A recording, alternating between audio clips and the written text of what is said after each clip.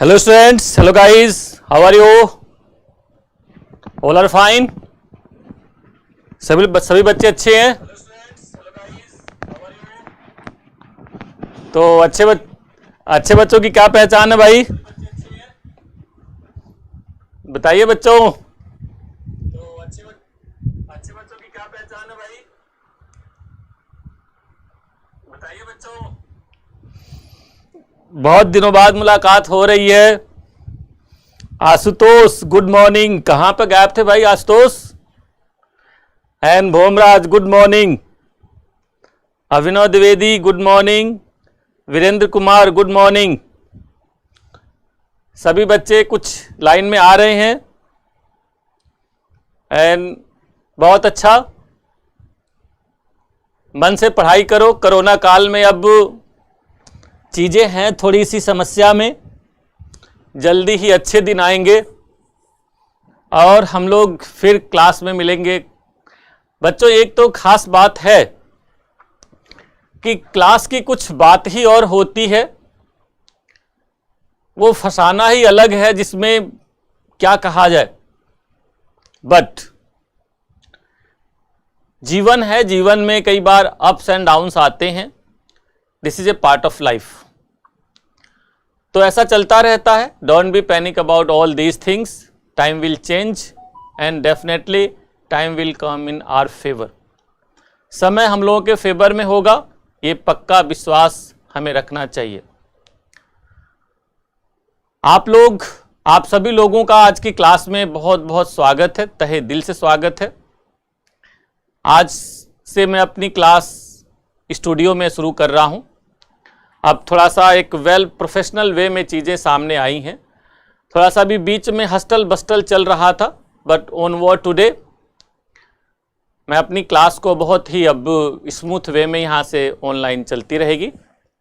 बाकी कोई भी प्रॉब्लम हो, चैट हमारा सामने रहेगा, हम लोग उस पर टॉक करते रहेंगे। कोई बात हुई, जो भी आपकी क्वेरीज होंगी मैं उसको लास्ट में अटेंड करके, जो भी बच्चों को मान लो कोई टॉपिक कोई पॉइंट नहीं समझ में आया तो उसका जवाब मैं लास्ट में ज़रूर दूंगा। जस्ट धैर्य रखिएगा। और हो सकता है किसी बच्चे को इस बीच में कोई प्रश्न आया दिमाग में, धैर्य इसलिए मैं कह रहा हूं कि प्रश्न आया, परंतु हो सकता है अभी डिस्कशन के दौरान वो बात सामने अपने आप आ जाएगी। तो इसमें कहीं परेशान होने की ज़रूरत नहीं है, बस आप लोग धैर्य बनाए रखें। तो इन्हीं सभी के साथ, और हाँ एक बात और मैं आज यहीं बता दूं, बहुत सारे बच्चों की क्लास कुछ कॉन्ट्राडिक्ट हो रही, टाइम की प्रॉब्लम हो रही है।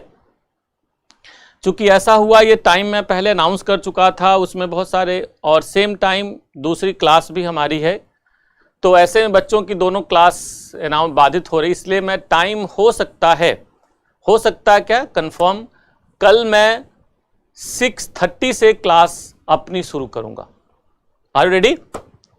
मैं समझता हूं कोई प्रॉब्लम नहीं होनी चाहिए, ऑनलाइन है तो आप लोग कभी भी कहीं भी, बाकी रिकॉर्डेड क्लास है ही, आप लोग आसानी से कभी भी देख सकते हैं, कहीं पे भी, एनी टाइम एनी वेयर। ये टेक्नोलॉजी का बच्चों सबसे बड़ा फायदा है। नाउ हमें अपने टॉपिक पर आना चाहिए। सभी लोगों को आवाज तो आ रही है? आवाज में कहीं प्रॉब्लम तो नहीं है? बताइए बच्चों, मैं कहीं आवाज में कोई प्रॉब्लम हो तो बताइए। आइए कुछ हम लोग टॉपिक शुरू करते हैं। महासागर विज्ञान, oceanography. This is our unit. और जैसा कि आप लोग जानते हैं, this is the most important topic. Many time many question has been asked from this topic. Each and every year near about 30 marks to 40 marks question आपको यहां से पूछे जाने। कभी भी पेपर उठा के देखिए। और इस चेंजिंग सिनारियो में भी आज भी कई बार 50 नंबर्स के भी क्वेश्चन आए हैं, यानी कि एक टिप्पणी में आ गया 10 नंबर का, फिर 15 नंबर के 2 क्वेश्चन आपके दूसरी जगह पे आ गए। तो इस तरह से कई बार 40 नंबर 50 नंबर के क्वेश्चंस अक्सर आते रहते हैं। आज हम लोग इसको पढ़ने जा रहे हैं और आज हम लोग शुरुआत यहीं से करते हैं स्टूडियो से अपनी इस क्लास का कि महासागर का विशेष महत्व क्या है, यानी कि हम लोग महासागर विज्ञान पढ़ने क्यों जा रहे हैं। थोड़ी सी शुरुआत आज मैं यहीं से करना चाहूंगा। बच्चों, एक बात तो आप लोग जानते हैं, इसमें कहीं कोई शक नहीं है कि जल ही जीवन है। इससे बड़ा स्टेटमेंट और हो क्या सकता है। जस्ट इमेजिन, जल ही जीवन है, without water life is not possible. आप लोग सिंपल अनुमान लगा सकते हैं। और किसी विद्वान ने यहां तक बोल दिया है कि आने वाले समय में यदि तीसरी विश्व युद्ध हुई तो जल के लिए होगी, क्योंकि कहा गया है जल है तो कल है। यस, ये सब स्टेटमेंट आप लोग करंट्स में सुनते रहते होंगे। अक्सर बातें चलती रहती हैं, करंट्स में होती रहती हैं। तो भाई ये स्टेटमेंट अपने आप में इस यूनिट के महत्व को बताते हैं। दूसरा, आप लोग प्रेजेंट टाइम में देखिए, लैंड पर प्रॉब्लम अब आपको उतनी दिखाई नहीं देगी, यानी कि बॉर्डर डिस्प्यूट्स विश्व में बहुत सारे देशों में उस तरह का दिखाई नहीं देगा उग्र रूप से। हालांकि इंडो चाइना में जो इस समय चल रहा है वो एक अलग तरह का इशू है, but most of the part of the world ये प्रॉब्लम अब काफी कूल डाउन हो गई है, because each and every inch of land mass now highly and highly demarcated. इस समय विश्व का हर इंच डिमार्केटेड है। तो फिर बचा क्या है भाई? बचा वही है near about 71%। As you know, the total area of earth surface is 510 million square kilometre. पता है कि नहीं आप लोगों को? विश्व का जो कुल क्षेत्रफल है वो 510 मिलियन स्क्वायर किलोमीटर है, और out of 510 million square kilometre near about 360 million square kilometre area is hydrosphere, और बाकी का जो बचा near about 150 million square kilometre area that is land mass. उसी की मैं बात कर रहा था कि उसी 150 मिलियन स्क्वायर किलोमीटर एरिया जो है हाईली डिमार्केटेड है, बट जो बचा 360 मिलियन स्क्वायर किलोमीटर एरिया, यही इस दुनिया में इस समय विशेष रूप से बचा हुआ है कि भाई किसका है, किसका है। और यह भी खास बात है, इसी समय एक विद्वान ने यह भी बात कही है कि स्थल मास पर, लैंड मास पर, लैंड सरफेस पर जैसे जैसे संसाधन समाप्त हो जाएंगे, मानव की निर्भरता सागर पर बढ़ती जाएगी। Means future resource are found in water body. भविष्य के संसाधन कहां हैं? आपके जल में है, पानी में है। यानी कि जैसे जैसे मानव की जैसे जैसे स्थल पर संसाधन समाप्त होते जाएंगे, मानव की निर्भरता सागर पर बढ़ती जाएगी। ये बड़ी खास बात आप लोग शायद जानते हो। ठीक है, ऐसे में यदि आप देखें तो कह सकते हैं हमारे टॉपिक जो आज हम लोग पढ़ने जा रहे हैं, हम यही पढ़ने जा रहे हैं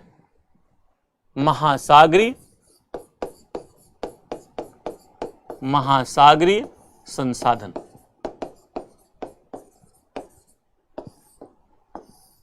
ओशियनिक रिसोर्सेस।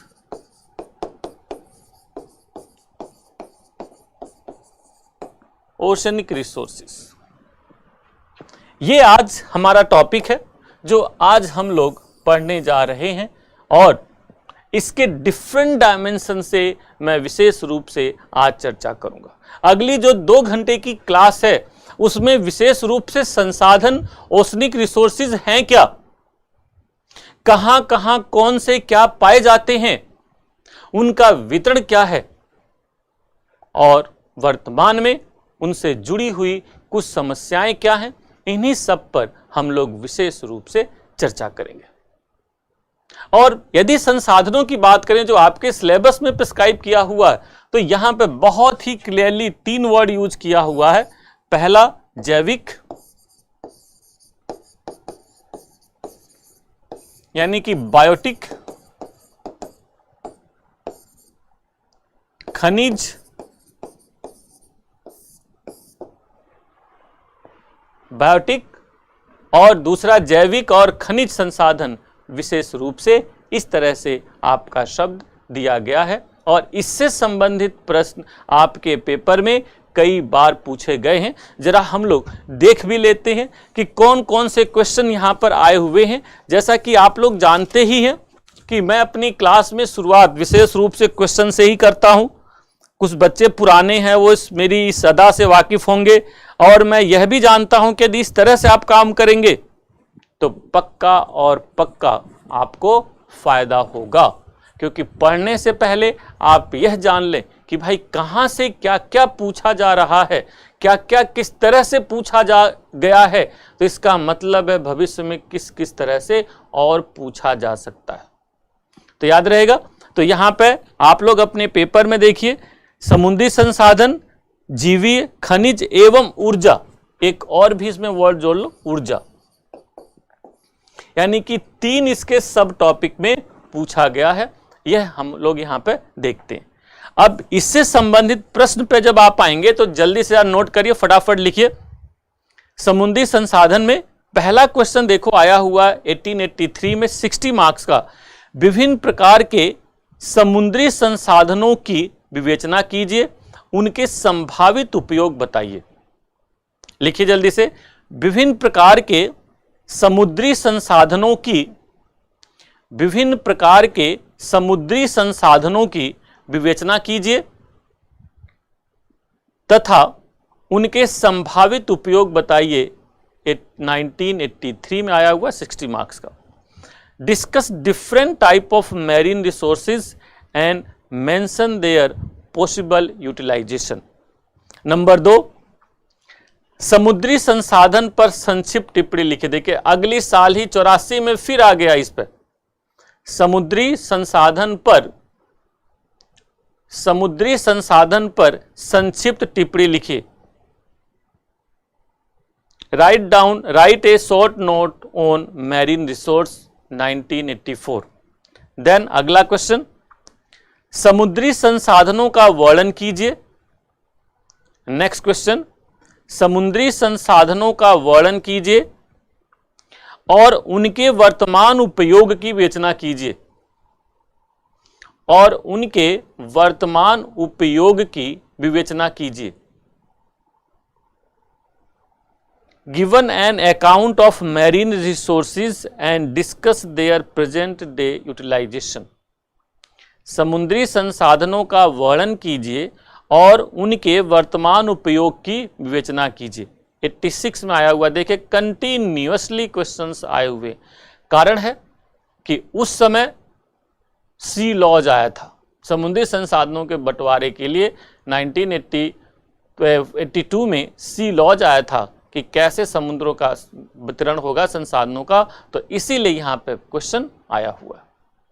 क्लियर। फिर देखिए 95 में उसके 6-7 साल बाद फिर से रिपीट किया है। समुद्र से आहार पर संक्षिप्त टिप्पणी लिखिए। Write a short note on food from the sea 1995। Next लिखिए, एक बहुत ही प्यारा क्वेश्चन, पूरा सिलेबस जो दिया हुआ इसी को पूछ दिया, टॉपिक को ही पूछ दिया है। लिखिए, समुद्र संसाधन जैसे जैविक, खनिज तथा ऊर्जा संसाधन पर संक्षिप्त टिप्पणी लिखिए। 1997 में आया हुआ है और फुल लेंथ क्वेश्चन 60 नंबर का आया हुआ है। फिर देखिए 8-10 साल बाद फिर से घुमा दिया है, 15 साल बाद। समुद्री कटिबंधों की विवेचना कीजिए। समुद्री कटिबंधों यानी मैरीटाइम जोन।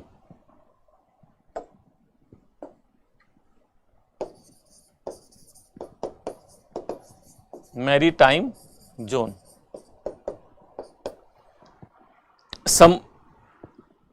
समुद्री कटिबंधों मैरीटाइम जोन की विवेचना कीजिए। ये आया है 10 नंबर में 2000 16 में टिप्पणी में आया हुआ है। एक और लिखिए, देखिए कंटेम्प्रेरी ये पूछा हुआ है, महासागरों और उनके संसाधनों के शोषण,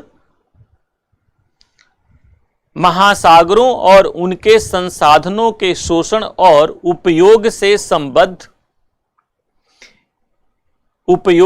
संबद्ध विभिन्न पारिस्थितिकी समस्याओं को, उपयोग से संबद्ध विभिन्न पारिस्थितिकी समस्याओं को उजागर कीजिए। Bring out the various ecological problems associated with exploitation and use of ocean and their resource. Are you getting this point? All these questions are simply showing, ये सभी बता रहे हैं कि यदि आप इस टॉपिक पर काम करते हैं तो सीधे सीधे प्रश्न मिलेंगे, ज़्यादा दिमाग लगाने की जरूरत नहीं। यही ज्योग्राफी खूबसूरती है। ज्योग्राफी में ज़्यादातर क्वेश्चन एकदम सीधे सीधे होते हैं, जहां कोई बहुत बड़ी समस्या है ही नहीं। क्लियर? तो इस तरह से थोड़ा सा आप लोग ध्यान रखिए। फिर एक क्वेश्चन और आया हुआ है, नेक्स्ट लिखो। ये दूसरे तरह से पूछा हुआ है, हिंद महासागर के महाद्वीपीय शेल्फ के, हिंद महासागर के महाद्वीपीय शेल्फ के संसाधनों के आर्थिक महत्व, संसाधनों के आर्थिक महत्व का परीक्षण कीजिए। आर्थिक महत्व का परीक्षण कीजिए। तो ये बच्चों क्वेश्चन आपके पेपर में कई बार पूछे गए हैं। इन सभी पर आप लोग थोड़ा सा काम कीजिए, देखिए और सोचिए भविष्य में क्या क्वेश्चन बन सकते हैं। सोचने वाली बात यह है कि इस पर भविष्य में क्या प्रश्न बन सकते हैं। तो जरा लिखिए जल्दी से।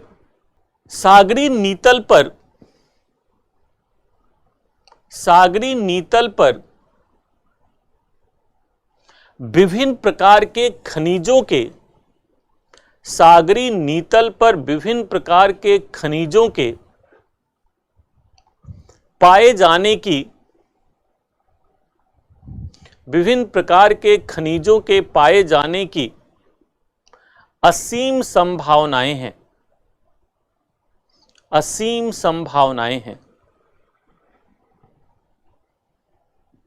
असीम संभावनाएं हैं। सिंगल कोमा बंद, यानी ये स्टेटमेंट था। उपरोक्त कथन के प्रकाश में, उपरोक्त कथन के प्रकाश में,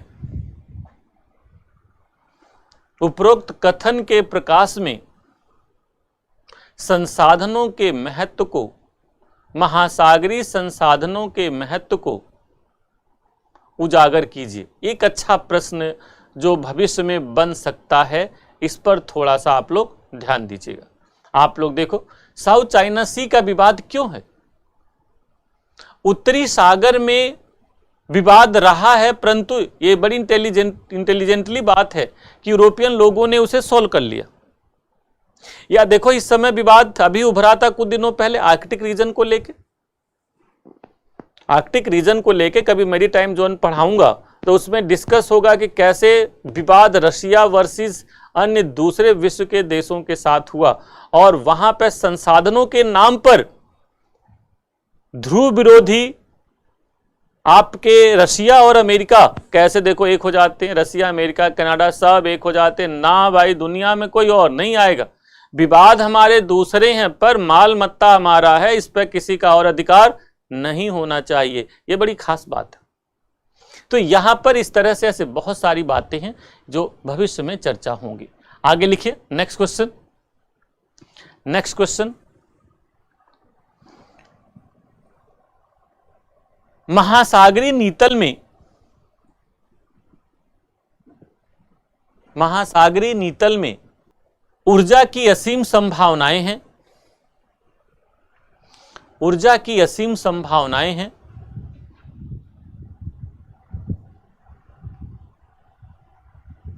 प्रकाश डालिए, प्रकाश डालिए। तो इस तरह से थोड़ा सा आप लोग इन पर कार्य कीजिए। ये भविष्य के कुछ प्रश्न हो सकते हैं, बाकी तो मोरलेस ये सभी डायमेंशन पूछा जा चुका है। प्रश्न अब आगे जो बनेंगे कहीं ना कहीं इन्हीं से बनेंगे। चलिए आइए शुरू करते हैं, आज अपना टॉपिक शुरू करते हैं हम लोग। जैसा कि पहला ही टॉपिक हमारा है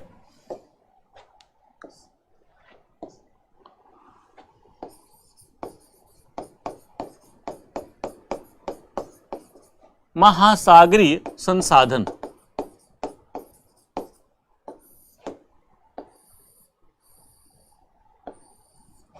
ओशनिक रिसोर्सेज। महासागरीय संसाधनों की बात करें तो सबसे पहले बच्चों किसी भी चीज को जब पढ़ते हैं तो first of all try to define it. जैसा मैंने अभी कहा कि सबसे पहले मैं डिफाइन करूंगा, उसके बाद प्रकार पर चर्चा होगी और प्रकार के साथ साथ उनके वितरण पर चर्चा होगी और उनके महत्व आदि पर मैं विशेष रूप से चर्चा करूंगा अपनी इस क्लास में आगे। और सबसे पहले जैसा कि परिभाषित करते हैं, तो यदि संसाधनों को परिभाषित करें तो सबसे पहले आप सिंपल वे में कह सकते हैं कि सागर के नीतल और सागरीय जल में पाए जाने वाले जैविक अजैविक वे सभी पदार्थ जो मानव के लिए उपयोगी हैं, महासागरीय संसाधन माने जाते हैं। Are you getting this point? महासागरीय जल में और नीतल में, यानी कि ये जो हमारा ओशन है,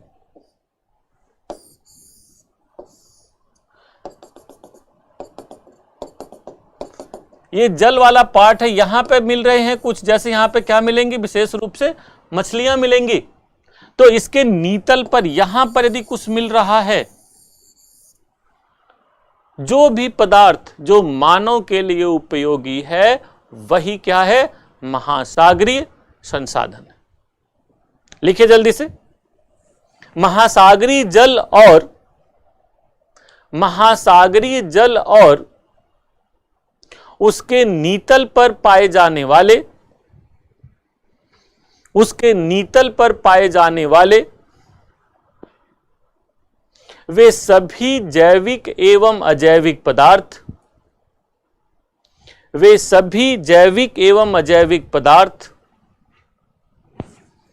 जो मानव के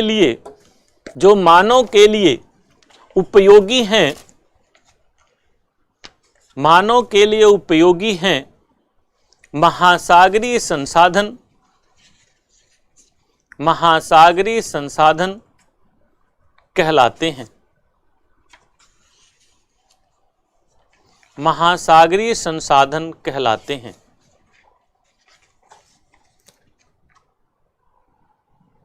चलिए भाई,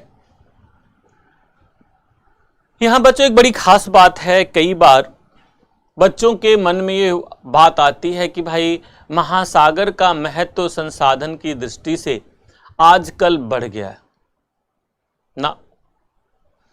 एक बड़ी खास बात है कि महासागर का संसाधन की दृष्टि से महत्व प्राचीन काल से रहा है।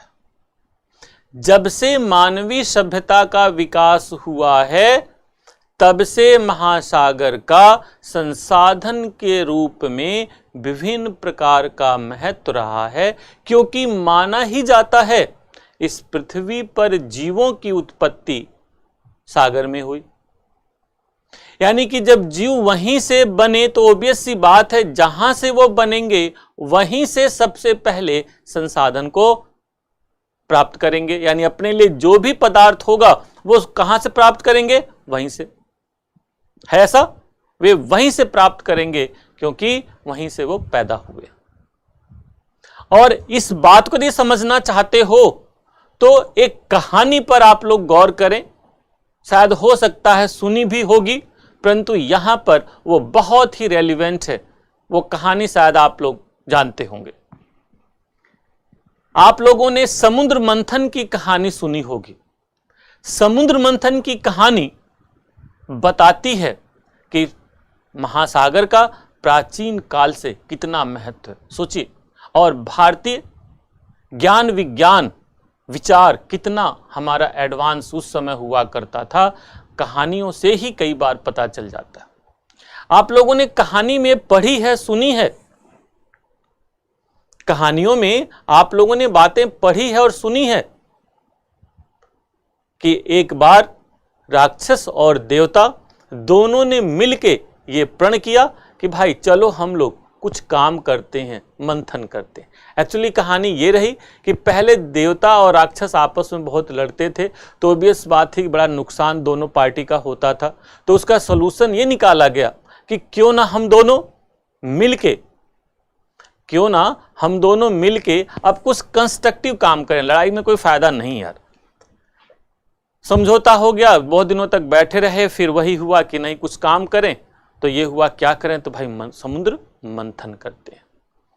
कैसे किया जाए, तो भाई तो उसमें ऐसा करते हैं, मंदिराचल पर्वत लाते हैं और शेषनाग को रस्सी बना देते हैं, और एक तरफ देवता पार्टी और एक तरफ राक्षस पार्टी, दोनों तरफ दोनों लोग विलोडन करेंगे, यानी कि उसका मंथन करेंगे। मंथन शुरू हुआ, मंथन चलता रहा, और आपने देखा कि उसमें एक के बाद एक अत्यंत महत्वपूर्ण 14 रत्न निकले। और इंटरेस्टिंग बात है यह है कि सभी प्रकार के रत्न निकले, जैविक भी अजैविक भी। यदि उसमें से जीव जैसे हाथी, गाय, लक्ष्मी जी, इस तरह के जैविक मतलब जीव जंतु निकले, तो वहीं पर आप लोग देखोगे रत्न निकले कई सारे। उसके साथ साथ उसमें जहर भी निकला है, ऐसा सुना होगा आपने, अमृत निकला तो उसमें जहर भी निकला। तो ये क्या हो गए, एबायोटिक हो गए। यानी biotic and non biotic both kind of resources are found in the ocean. The पहली बात।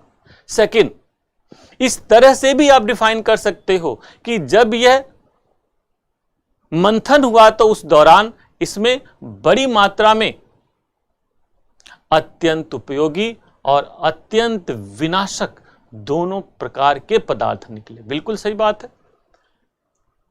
उसमें जहर भी निकला, इतना जहरीला, अनबिलीबल। आप लोग पढ़े होंगे कहानियों में कि ज्यों वो जहर निकला, हलाहल विष, पूरी दुनिया में हंगामा मच गया। अर्थ का टेम्परेचर बढ़ने लगा, जीव जंतु छटपटाने लगे, और सभी देवी देवता भाग के कहां गए, शंकर भगवान जी के पास कि बचाइए प्रभु, बचाइए हमें। तो उन्होंने उस जहर को पी के क्या हो गए, उनके नीलकंठ हो गए ना, उनका गला नीला हो गया, क्योंकि अभी नीचे जाता तो भी मर जाते। खैर, एक कहानी पहली बात। फिर अमृत निकला, अमृत भी उसमें निकला और उसे पी के देवता सब अमर हो गए।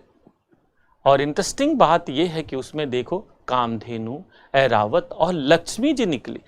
हिंदू माइथोलॉजी के अनुसार, हिंदू विचारधारा के अनुसार, भारतीय संस्कृति के अनुसार माना जाता है कि लक्ष्मी जो देवी हैं वे इस पृथ्वी पर संपन्नता और संसाधनों जो भी कहो इन सब की देवी है। सोचिए, उसी सागर में है, उसी महासागर में है। ये अपने आप में बताता है कि महासागर का कितना महत्व है। कहने की जरूरत ही नहीं है, एक कहानी ही अब अपने आप में बयां कर दे रही है। और प्रेजेंट टाइम में उस वही चीज अब आगे बढ़ गई है, यानी कि changing with the technology, changing with the time, now ocean considered as a most important source of resource. इस समय सबसे ज्यादा संसाधनों के सबसे बड़े स्रोत कहे जा सकते हैं, और वही हमारा आज का टॉपिक है जो यहाँ पर हम लोग देख रहे हैं। तो परिभाषा मैंने दी, और जैसा मैंने बताया कि प्राचीन काल से ही इसका महत्व रहा है। ठीक है, लिखिए नेक्स्ट पैरा। यह महासागरीय संसाधन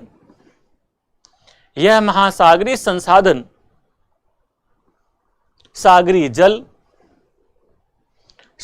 जल, उसमें निहित ऊर्जा,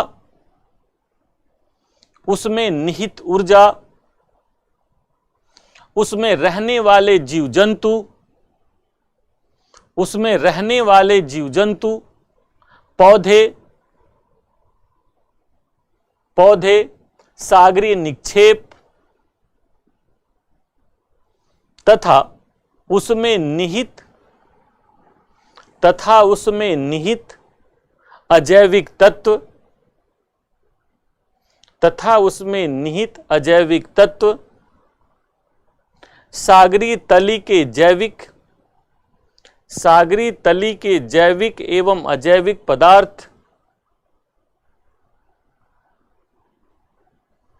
पदार्थ आदि रूपों में हो सकता है।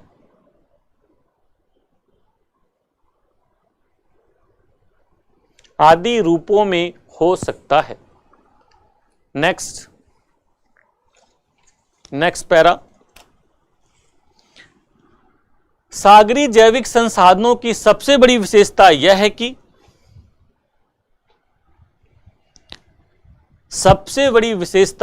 कि ये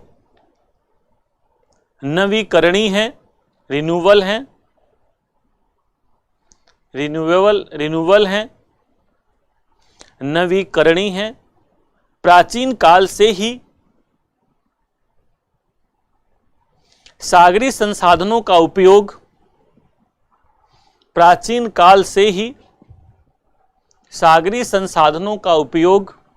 विभिन्न रूपों में होता रहा है। वर्तमान समय में विश्व की बढ़ती जनसंख्या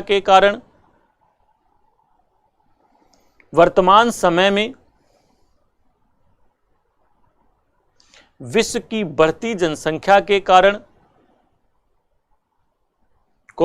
खाद्य पदार्थों एवं विभिन्न प्रकार के खनिजों की बढ़ती मांग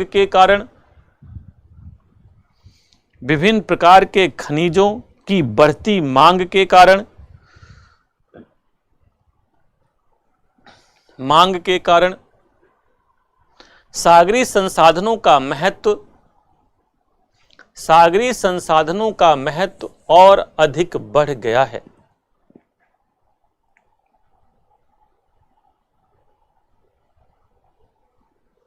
नेक्स्ट पैरा। सागरीय संसाधनों को तीन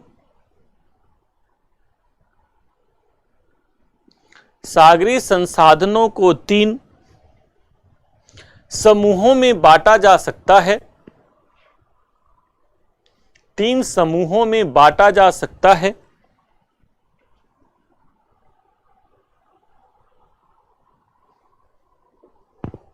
जो निम्न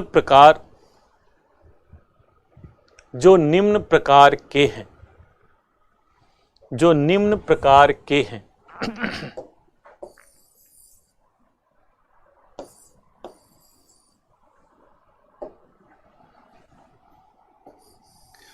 आइए बच्चों जरा देखा जाए।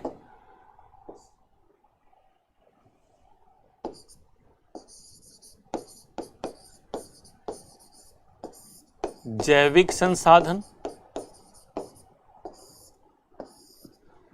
दूसरा खनिज संसाधन,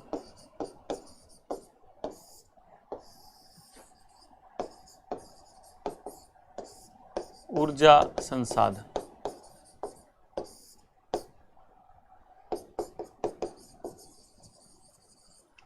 energy resource, second mineral resource,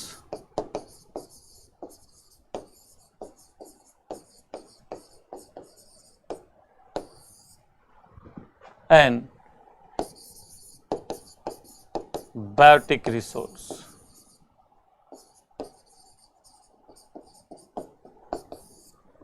ये तीन तरह के हो जाते हैं। और सबसे पहले हेडिंग दीजिए आप दिस, यानी कि इसको आगे बढ़ाएं तो कह सकते हैं कि पहला आपका है जैविक संसाधन। एक बात आप लोग जानते हैं कि महासागर में विश्व की सर्वाधिक जैव विविधता पाई जाती है। ये बड़ी खास बात है बच्चों। Ocean has world's highest biodiversity. Near about 80% total biodiversity of the world found in the ocean.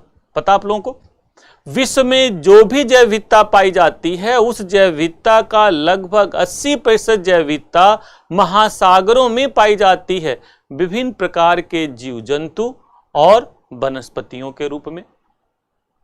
विभिन्न प्रकार के जब जीव जंतुओं में हम देखते हैं तो इसमें बहुत छोटे छोटे आकार के भी जंतु होंगे, तो बहुत बड़े बड़े आकार के भी जंतु होते हैं। यानी कि व्हेल इस पृथ्वी का सबसे बड़ा प्राणी है, आप लोग जानते, जो लगभग 100 टन तक के भी होते। ब्लू व्हेल का नाम सुना होगा आप लोगों ने, कई बार वे 100 टन की होती है। You can imagine. तो यहां कहने का मतलब यह है कि महासागर में विभिन्न प्रकार के जंतु छोटे आकार से लेके बड़े आकार तक के पाए जाते हैं और इन सभी का किसी ना किसी रूप में महत्व।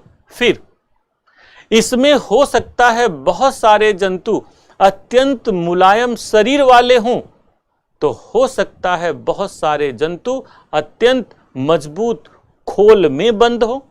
जैसे मोलास्क ग्रुप के जब जंतु देखेंगे, जैसे घोंघा सीपी, वो अत्यंत कठोर एक सेल में बंद होते हैं, एक रचना में बंद होते हैं। तो वहीं पर जेलीफिश और बहुत सारे देखेंगे, वे बहुत ही सॉफ्ट होते। ये लीजिए, आकार में भी बड़े बड़े हैं, तो मुलायम भी हैं, तो बहुत हार्ड भी हैं। इन सभी का महत्व है। इंटरेस्टिंग बात यह है कि बहुत सारे जीव जंतु जैविक सतह पर हैं, तो बहुत सारे काफी गहराई में, बहुत सारे तट के आसपास मिलते हैं, तो बहुत सारे तट से दूर मिलते हैं।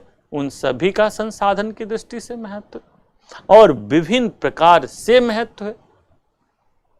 इसी आधार पर इस जैविक संसाधन को हम लोग दो भागों में बांट देते हैं बच्चों, ध्यान रखना।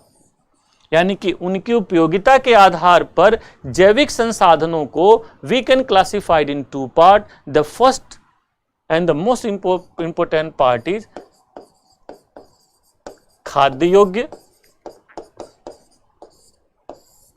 और दूसरा अखाद्य।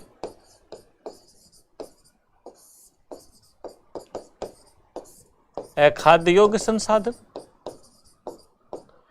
It means simple edible and non edible resources. यानी कि ऐसे जैविक पदार्थ, ऐसे जीव जंतु जो या तो खाने के काम आते हैं, या ऐसे जीव जंतु जो खाने के काम तो नहीं आते हैं परंतु किसी और दूसरे काम में आते होंगे। तो इसी बेस पर दो समूहों में जंतुओं को संसाधन के रूप में कैटेगराइज कर दिया गया, मेनली उपयोगिता के पॉइंट ऑफ व्यू से। बाकी कई बार इसका वर्गीकरण पाए जाने वाले क्षेत्र के आधार पर किया जाता है, जैसे नरेटिक, पेलेजिक, यानी कि ऐसे संसाधन जो एकदम तट के पास मिलते हैं, ऐसे संसाधन जो तट से बहुत दूर हाई सी में मिलते हैं पर उसमें हौच पौच हो जाता है। तो इसीलिए यहाँ पर आप देखोगे सबसे ज़्यादा उपयोगिता वाले आधार पर कैटेगराइजेशन किया गया, यानी ऐसे संसाधन जो मानव सीधे सीधे खाद्य पदार्थों के रूप में करता है। तो जब उस रूप में हम देखते हैं तो कह सकते हैं, सिंपल सी बात भाई, जैसे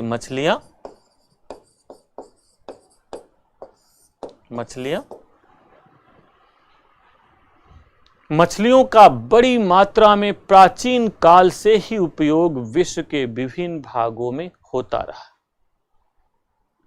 सैकड़ों हजारों प्रकार की मछलियां समुद्र में पाई जाती हैं, परंतु उनमें से कुछ विशेष मछलियां बड़ी मात्रा में मानव द्वारा विश्व के विभिन्न भागों में लोगों द्वारा खाई जाती है और आज की डेट में विश्व के बहुत सारे देशों के खाद्य पदार्थों का बहुत बड़ा स्रोत के रूप में देखी जाती है। जैसे think about Philippines, think about Japan, think about Korea, Taiwan, Indonesia, Malaysia, Singapore, अन्य विश्व के बहुत सारे देशों में मछलियां बड़ी मात्रा में पकड़ी जाती हैं। शायद आप लोग जानते हो, विश्व के विभिन्न भागों में लगभग 1000 से 1200 लाख टन मछलियां प्रत्येक साल पकड़ी जाती है। 1000 से लेके 1200 लाख टन मछलियां different part of the world हर साल पकड़ी जाती हैं और ये मछलियां हजारों लाखों करोड़ों लोगों के लिए खाद्य का स्रोत रूप में जानी जाती है। आप लोग जापान के बारे में सुने ही होंगे कि जापान के लोगों का मुख्य खाना चावल और मछली ही माना जाता है। उन्हीं मछलियों में जरूर आप लोगों ने नाम सुना होगा, जैसे कॉड, सार्डाइन, ईल, सुना होगा ये सब नाम, टूना, मैकरेल, हेलीबेट,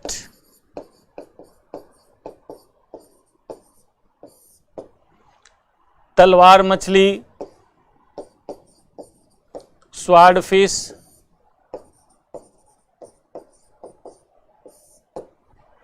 बहुत सारी मछलियां विश्व के विभिन्न भागों में पकड़ी जाती हैं। क्रील, एंकोवी, सुना एंकोवी? ये बहुत सारी मछलियां विश्व के विभिन्न भागों में सागर के विभिन्न क्षेत्रों से पकड़ी जाती हैं और स्थानीय क्षेत्रों में आपूर्ति की जाती है। तो इस रूप में फिर मछलियों के साथ साथ केकड़ा,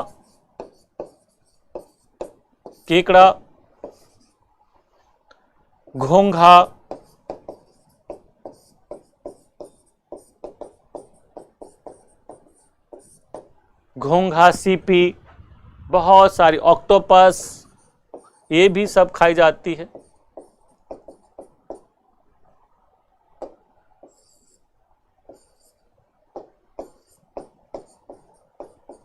ऑक्टोपस और बहुत सारी मछलियां विश्व के विभिन्न भागों में ये सब पकड़ी जाती हैं, खाई जाती हैं। इस रूप में इनका विशेष महत्व देखा जाता है। इसी के साथ आप लोगों ने सुना होगा झींगा,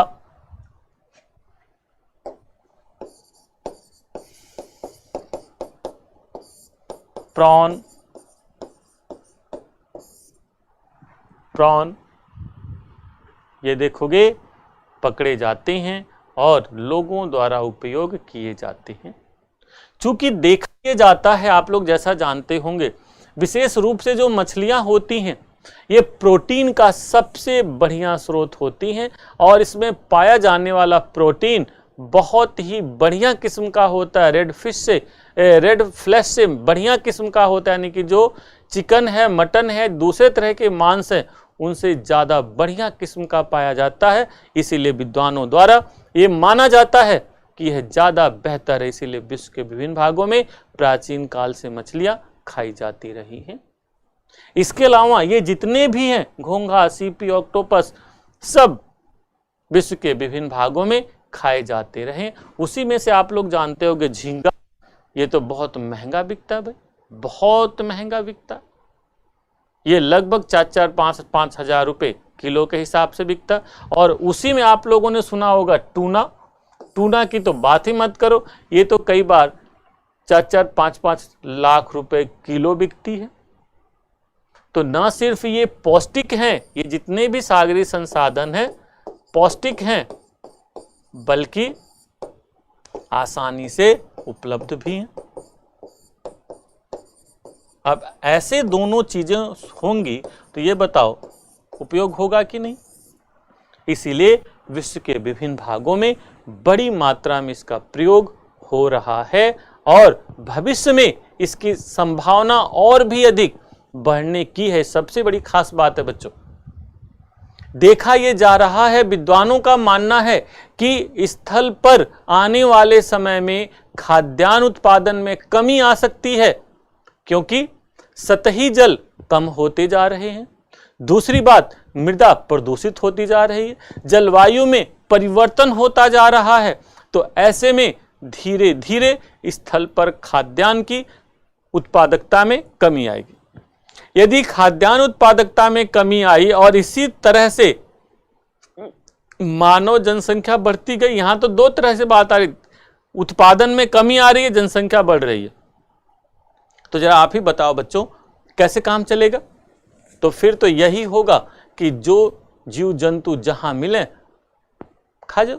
और ज्यादा से ज्यादा कहाँ मिलेंगे भाई? मानव तो ज्यादातर जंगल में तो खत्म कर चुका है। अब जो थोड़े बहुत बचे हैं वो कहीं ना कहीं आपके स्थल पर ही मिले।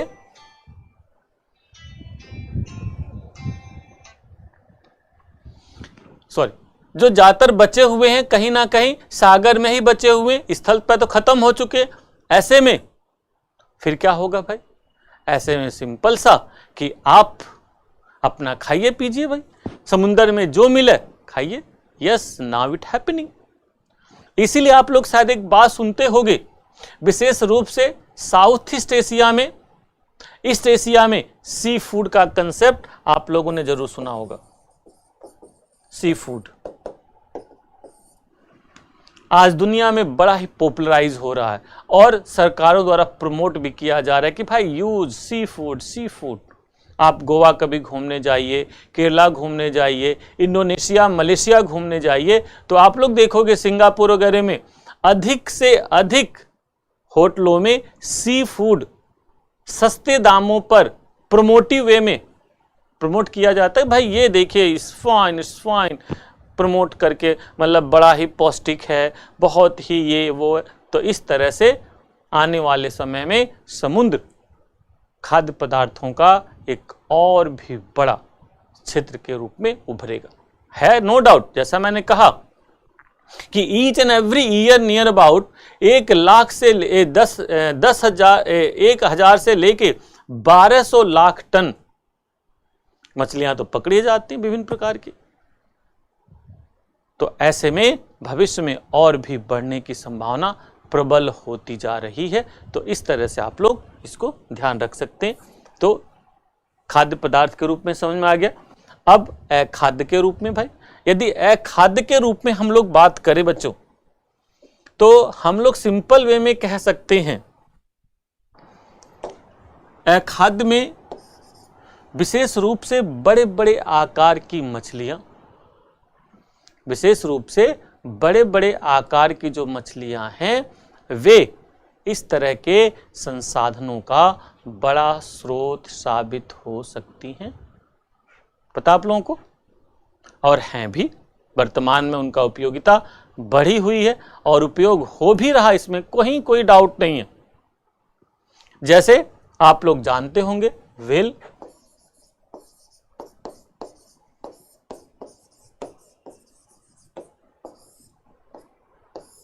सुना होगा व्हेल मछली। व्हेल मछली का विश्व के विभिन्न भागों में, विशेष रूप से प्रशांत महासागर में और उसमें भी विशेष रूप से जापान द्वारा बड़ी मात्रा में हंटिंग की जाती है। व्हेल की हंटिंग को हम लोग व्हेलिंग कहते हैं। ध्यान रखें, व्हेलिंग क्या है? व्हेलिंग is a basically killing of whale. मछली उसको मारना, व्हेल को मारना ही या उसका शिकार करना ही व्हेलिंग कहलाता है। तो यहां पे व्हेलिंग की जाती है विशेष रूप से प्रशांत महासागर में।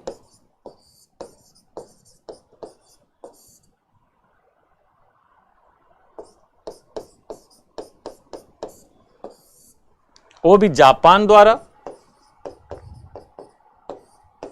जापान एक ऐसा कंट्री है जो बड़ी मात्रा में व्हेलिंग करके और इससे लाभ कमाता है। अब आप कहेंगे सर व्हेल से क्या होता है, ऐसा क्या उसमें लाभ? अरे बहुत ज्यादा। Each and every gram of whale is highly and highly productive. हर ग्राम उसका उपयोगी है। कैसे? आप जरा देखो, व्हेल मछली ज्यादातर ध्रुवीय क्षेत्रों में पाया जाने वाला एक बहुत बड़ा प्राणी माना जाता है। चूंकि ध्रुवीय क्षेत्रों में पाया जाता है, इसीलिए ठंड से बचने के लिए इसकी त्वचा के नीचे यूं मान लीजिए एक लेयर मिलती है। ये देखो यहां पे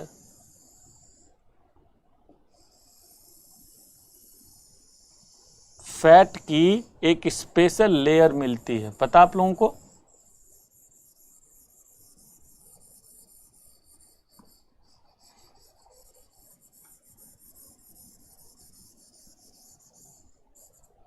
और इसी फैट की लेयर को यहां पर ब्लबर कहा जाता है। ब्लबर, ये जो फैट की मोटी लेयर मिलती है, यही thick layer of fat this known as blubber. यह ब्लबर जो है, चर्बी यानी चर्बी जो होती है वह ब्लबर कहलाती है। और यह विशेष रूप से कॉस्मेटिक इंडस्ट्री में, लुब्रिकेंट इंडस्ट्री में, अन्य दूसरे विभिन्न प्रकार के इंडस्ट्री में प्रयोग होता है। इसका साबुन बनता है कॉस्मेटिक इंडस्ट्री में, अन्य कई जगहों पे जाता है, पहली बात। फिर इसमें जो पाई जाने वाली हड्डियां हैं उनका प्रयोग विशेष रूप से फर्टिलाइजर इंडस्ट्री में किया जाता है। बच्चों आप लोग इमेजिन करिए, जरा सोचिए कि एक मान लो ये प्राणी है, वेल है, जैसा मैंने कहा इसके जो बड़े लार्जर साइज के होते ना वो 100 टन के होते हैं, आप समझ सकते हो। तो 100 टन की भी ना हो, मान लो 50 टन की ही लगा लो। 50 टन बहुत होता है, ट्रक के बराबर। ट्रक जो लोडेड ट्रक हो, सोचो उससे भी लगभग कई गुना, जो बड़े वाले ट्रक हों उसके बराबर।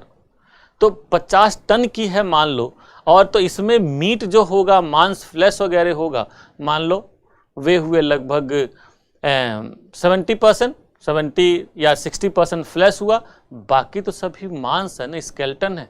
तो मांस निकाल देंगे तो वो कहीं कहीं खाया जाता है, हालांकि बहुत कम खाया जाता है, तो वो खाने में चला गया। फिर फैट के रूप में उपयोग हो गया, वो उधर चला गया। फिर इसमें जो हड्डियां हैं भाई वो कहाँ जाएंगी? तो हड्डियों का उपयोग विशेष रूप से फर्टिलाइजर इंडस्ट्री में हो जाता है। और सोचिए उस 50 टन में 20 टन यदि हड्डी निकल आई बच्चों, 20 टन हड्डी निकल आई, तो सोचिए कितनी खाद बनेगी, बल्ले बल्ले हो गई। इसलिए जापान में आज भी बड़ी मात्रा में हंटिंग की जाती है, और उसी का परिणाम आप लोग देख रहे होंगे। इस समय तेजी से व्हेल गायब हो रही है। ब्लू व्हेल तो लगभग गायब होने के कगार पे हो गई है, और अब उनकी बड़ी बड़ी जो आकार की हैं वो अब सामान्यतः नहीं मिलती है। ठीक है, तो इस तरह से आप इन सभी को समझ सकते हैं, यानी कि कुछ खाने के काम आ गई व्हेल।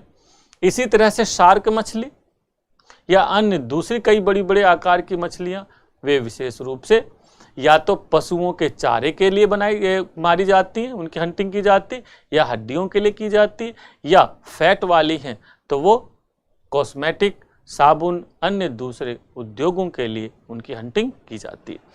तो इस तरह से आप कह सकते हैं इनका बड़ी मात्रा में उपयोग देखा जाता है। चलिए भाई, शार्क कह सकते हो, ठीक है।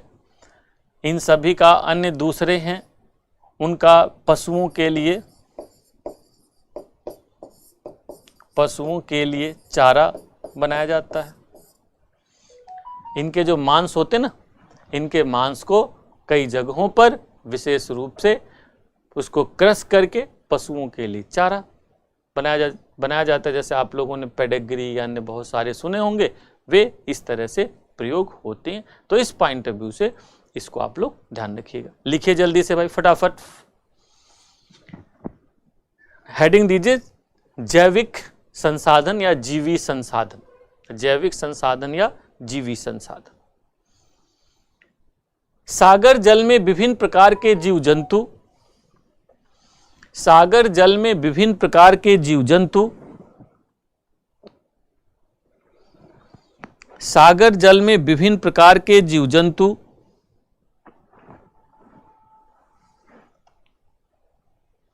एवं वनस्पतियां पाई जाती हैं। विभिन्न प्रकार के जंतु एवं वनस्पतियां पाई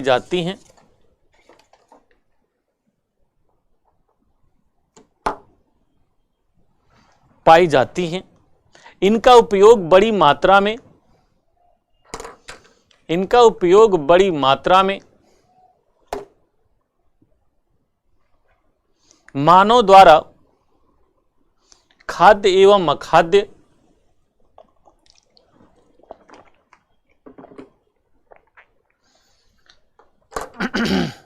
इनका उपयोग बड़ी मात्रा में मानव द्वारा खाद्य एवं अखाद्य पदार्थ के रूप में किया जाता है।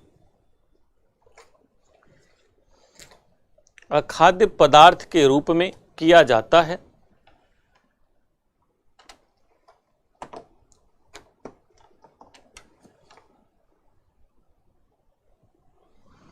किया जाता है। सागरीय खाद्य संसाधनों को उपयोग की दृष्टि से सागरीय खाद्य संसाधनों को उपयोग की दृष्टि से दो रूपों में बांटा जा सकता है। दो रूपों में बांटा जा सकता है।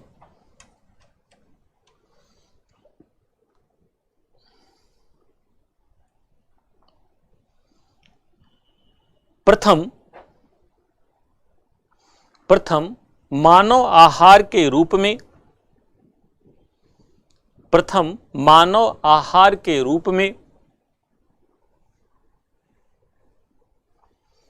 प्रोटीन युक्त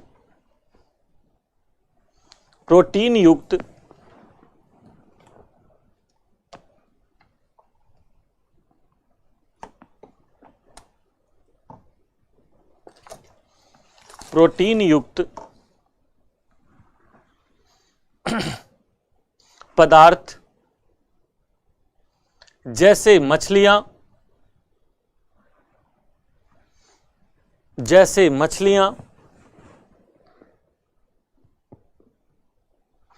तथा द्वितीय जंतुओं के लिए पुष्टाहार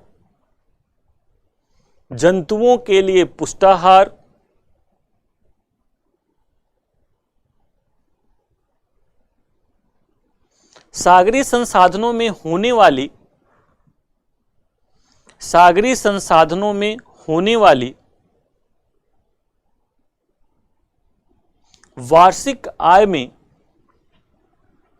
वार्षिक आय में मछलियों का एक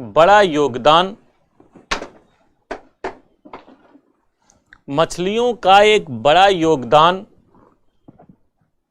देख पा रहे हो बच्चों, मछलियों का एक बड़ा योगदान देखा जाता है। मछलियों का एक बड़ा योगदान दूसरे स्थान पर देखा जाता है। दूसरे स्थान पर देखा जाता है।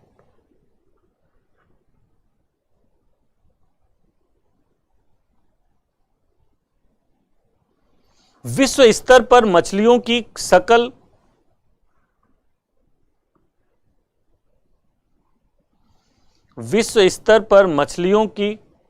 कुल पकड़ का, सकल मतलब कुल पकड़ का 90% भाग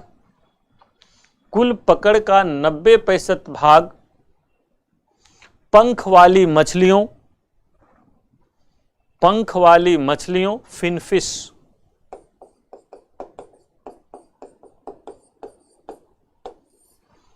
फिनफिश पंख वाली मछलियों तथा शेष 10% भाग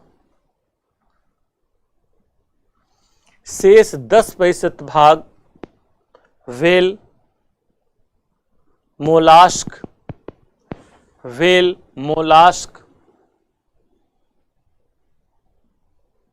क्रिस्टेशियन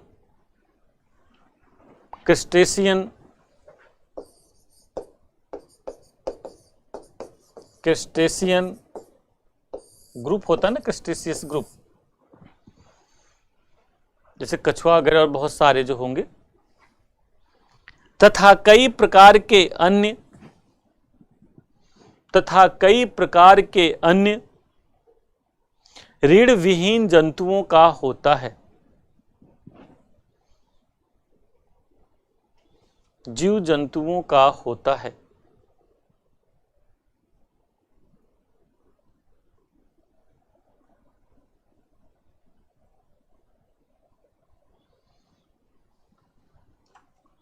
विश्व के विभिन्न भागों में प्रत्येक वर्ष लगभग 1000 टन से 1000 लाख टन से 1000 लाख टन से 1200 लाख टन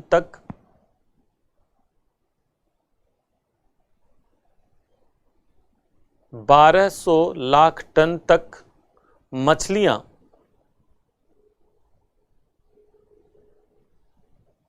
पकड़ी जाती हैं।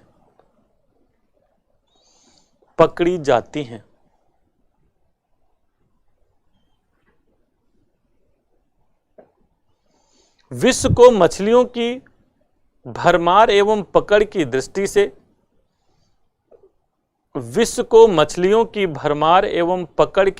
से तीन प्रमुख मत्स्य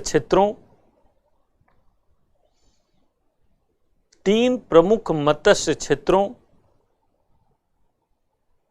में विभाजित किया जा सकता है।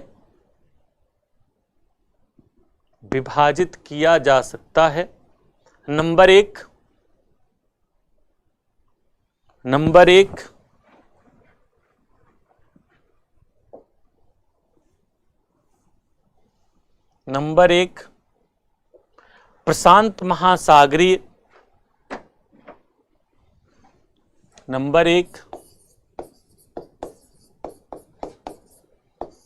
प्रशांत महासागरीय मत्स्य क्षेत्र। नंबर दो अटलांटिक महासागरीय मत्स्य क्षेत्र।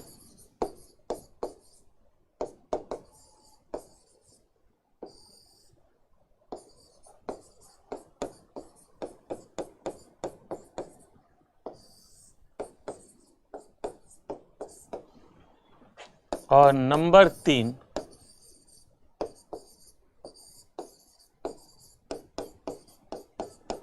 हिंद महासागरीय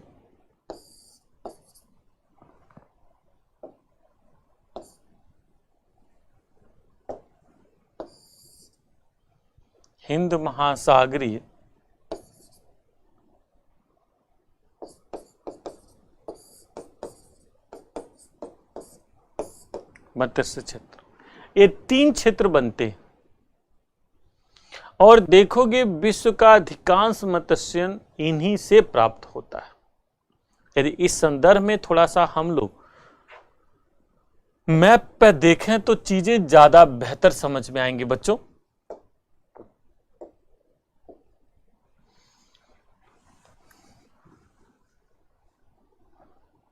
जरा एक वर्ल्ड मैप बनाइए आप लोग।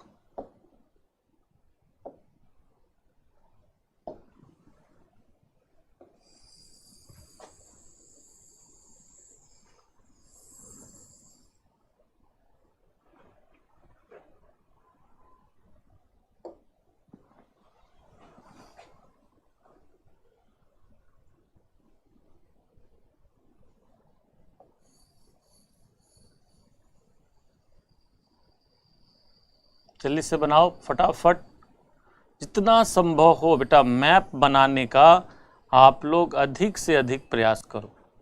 जितना ज़्यादा मैप बनाओगे अंतिम सफलता उसी से सुनिश्चित होगी।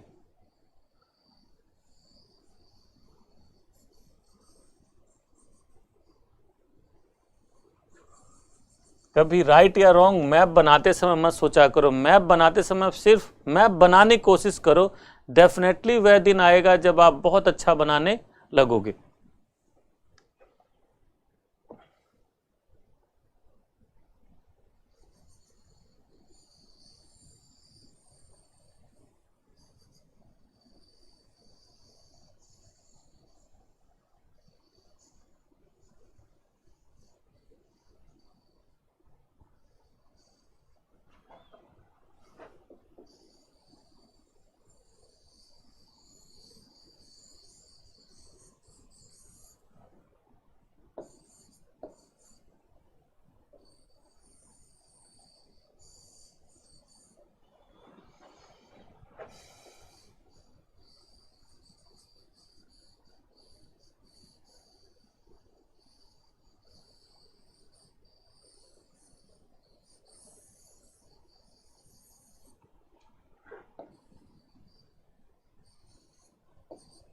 ये लो बच्चों, जब हम लोग मैप पे जाते हैं तो कुछ आप लोगों को एरिया दिखाई देगा और इस एरिया में आप लोग देखोगे कुछ ऐसे निश्चित क्षेत्र हैं जहां पर विश्व के अधिकांश मत्स्यन होते हैं और उसी में एक बड़ा ही महत्वपूर्ण क्षेत्र आपको मिलेगा, ये नॉर्थ वेस्ट पैसिफिक का क्षेत्र। ये नॉर्थ वेस्ट पैसिफिक का जो क्षेत्र है यह बहुत ही विशिष्ट क्षेत्र इस मामले में कहा जा सकता है। यहाँ पर बहुत अधिक मत्स्यन होता है। पता आप लोगों को, प्रशांत महासागर के इस भाग में सबसे ज्यादा मत्स्यन होता है। ऐसा क्यों? तो जैसा कि आप लोग जानते हैं इस भाग में ओयासियो और कुरोशियो जलधारा के मिलती है, जिसकी वजह से बड़ी मात्रा में प्लैंक्टन्स बनते हैं और प्लैंक्टन्स बनने के कारण बड़ी मात्रा में फिशिंग होती है। और इसी क्रम में आप लोगों ने विशेष रूप से जापान, ताइवान, चीन, north Korea, south Korea, Russia, Philippines, अनेक देशों को आप लोगों ने सुना होगा जो दुनिया के बड़े फिश कैचिंग कंट्री माने जाते हैं। इसी में आप लोगों ने चीन का नाम सुना होगा, जो दुनिया का सबसे बड़ा फिश कैचिंग कंट्री। और इन क्षेत्र के अधिकांश देशों का फूड हैबिट जब देखोगे तो कहीं ना कहीं सी फूड के रूप में ही देखा जाता है, विभिन्न रूपों में। तो इस तरह से north west Pacific is a biggest fish catching country of the world. ये आप लोग जीके के पॉइंट ऑफ व्यू से भी ध्यान रखना। देन आफ्टर यहां पे आप आते हो, यानी कि नॉर्थ ईस्ट पैसिफिक। यहां पे जो धारा आती है आपकी नॉर्थ पैसिफिक धारा, जिसकी वजह से अलास्का और कनाडा के तट पर मत्स्यन की योग्य परिस्थितियां बनती है। और दूसरा स्थानीय कारक एक और भी है कि यहाँ पर फियोर्ड्स पाए जाते हैं। फियोर्ड पाए जाने की वजह से भी उनके विकास योग्य परिस्थितियां बनती हैं। देन आफ्टर जब यहां आओगे इस रीजन में, तो यहां पर भी बहुत ज्यादा फिश देखी जाती हैं। इस पॉइंट ऑफ व्यू से यह रीजन भी ध्यान रखिएगा। देन फिर बच्चों अटलांटिक में आते। अटलांटिक में जो नॉर्थ सी का रीजन है, नॉर्वेजियन सी का रीजन है, बाल्टिक सी वगैरह, ये रीजन पूरा का पूरा बहुत बड़ा मत्स्य का क्षेत्र है। उसी में आप लोगों ने नॉर्थ सी में फैले हुए डॉगर बैंक, ग्रेट फिशरीज बैंक, इन सब का नाम सुना होगा। और नॉर्वेजियन तट पर फियोर्ड्स पाए जाने के कारण और नॉर्वेजियन धारा का प्रभाव वहां तक पाए जाने की वजह से यह पूरा क्षेत्र मत्स्यन के लिए प्रसिद्ध है। तो नॉर्थ ईस्ट अटलांटिक।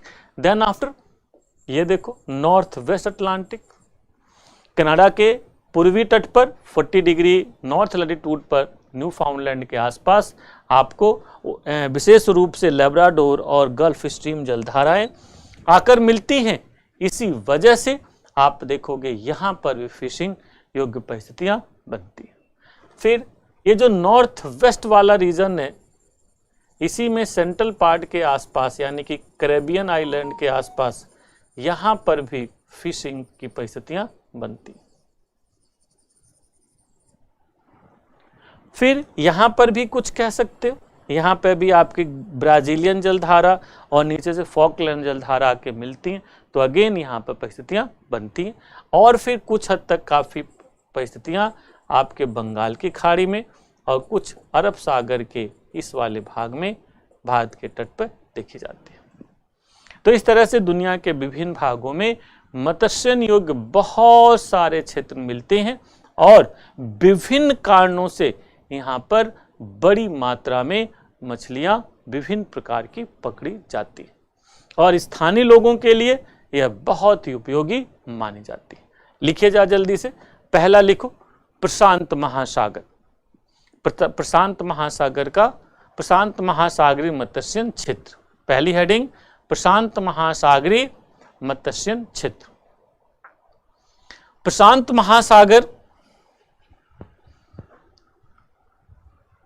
महासागर न सिर्फ आकार की दृष्टि से दुनिया का सबसे बड़ा महासागर है,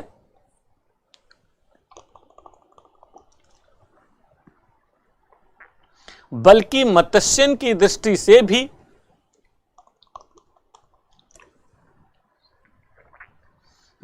मत्स्यन की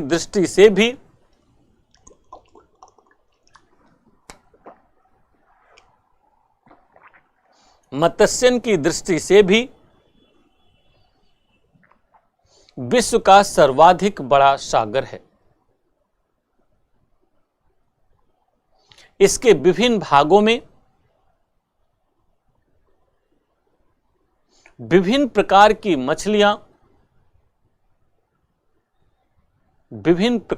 मछलियां बड़ी मात्रा में पकड़ी जाती हैं और तटीय एवं द्वीपीय देशों की अर्थव्यवस्था में महत्वपूर्ण भूमिका निभाती हैं।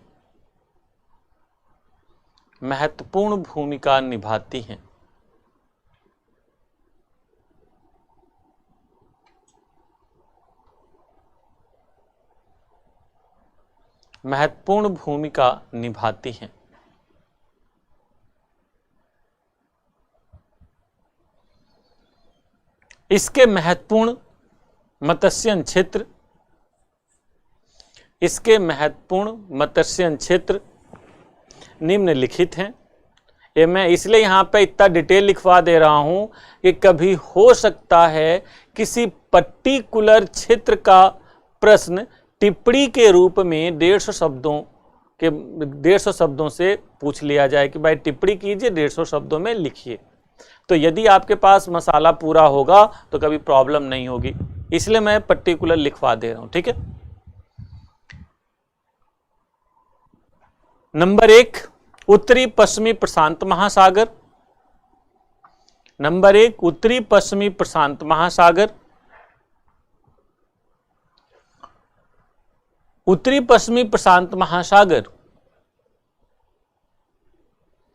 उत्तरी पश्चिमी प्रशांत महासागर मत्स्यन की दृष्टि से सर्वाधिक महत्वपूर्ण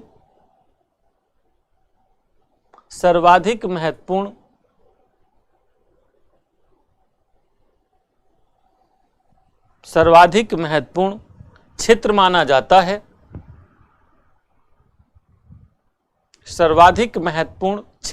जाता है। यहां पर मत्स्यन के विकास योग्य परिस्थितियां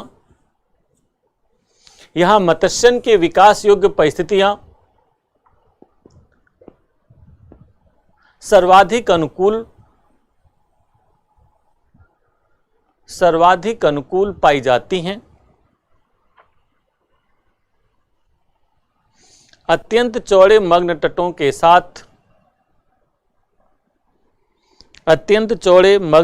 के साथ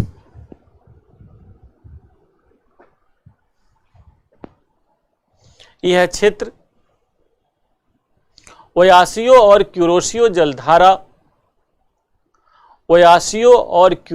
जलधारा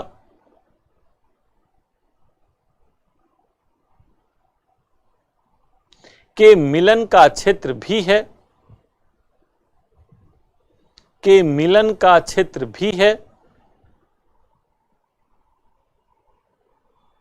अतः यहां पर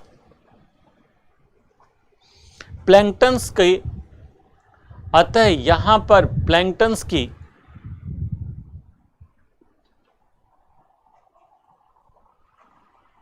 उत्पत्ति बहुत अधिक होती है। साथ ही साथ इस क्षेत्र में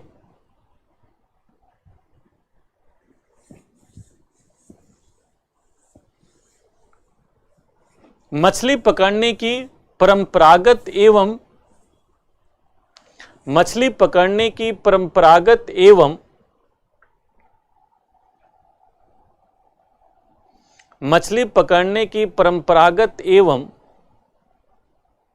आधुनिक तकनीकी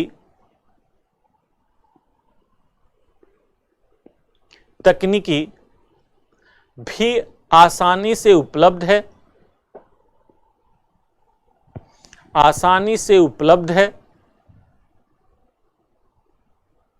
ये बात समझ रहे हो आप लोग?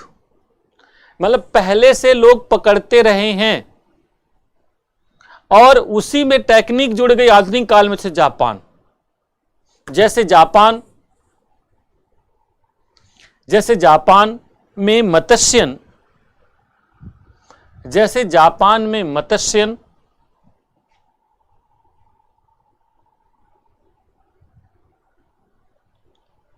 अत्याधुनिक साजो सामान से युक्त जहाजों द्वारा किया जाता है। जापान में आप लोग इससे अनुमान लगा सकते हो कि वहां की जो जहाजें होती हैं वो चलती फिरती मूविंग फैक्ट्री होती हैं। वे चलती फिरती मूविंग फैक्ट्री हैं, very very larger in size, जहां पर मजदूरों के रहने वगैरह की भी व्यवस्था होती है और साथ ही साथ मछली पकड़ने की भी व्यवस्था होती है। और व्हेलिंग के लिए जापान दुनिया में सबसे आगे। सोचो, उसके पास बहुत बड़ी बड़ी जहाजें हैं और अत्याधुनिक जहाजें। जैसे मैं आपको एग्जांपल बता दूं, जैसे उनके पास बड़ी बड़ी जहाजें होती हैं और जहाजों पर लगाए रहते हैं हार्पून। जैसे यहीं देखो, यहाँ पे हार्पून लगाए हुए होंगे और यहाँ पे ट्रेस किया कि ये भाई देखो यहाँ पे व्हेल मछली जा रही है। अत्याधुनिक तकनीक होती है, सेंसर लगे होते, सेंसर से पूरे एरिया का पता लगा लेते हैं कि कहाँ व्हेल का मूवमेंट चल रहा है।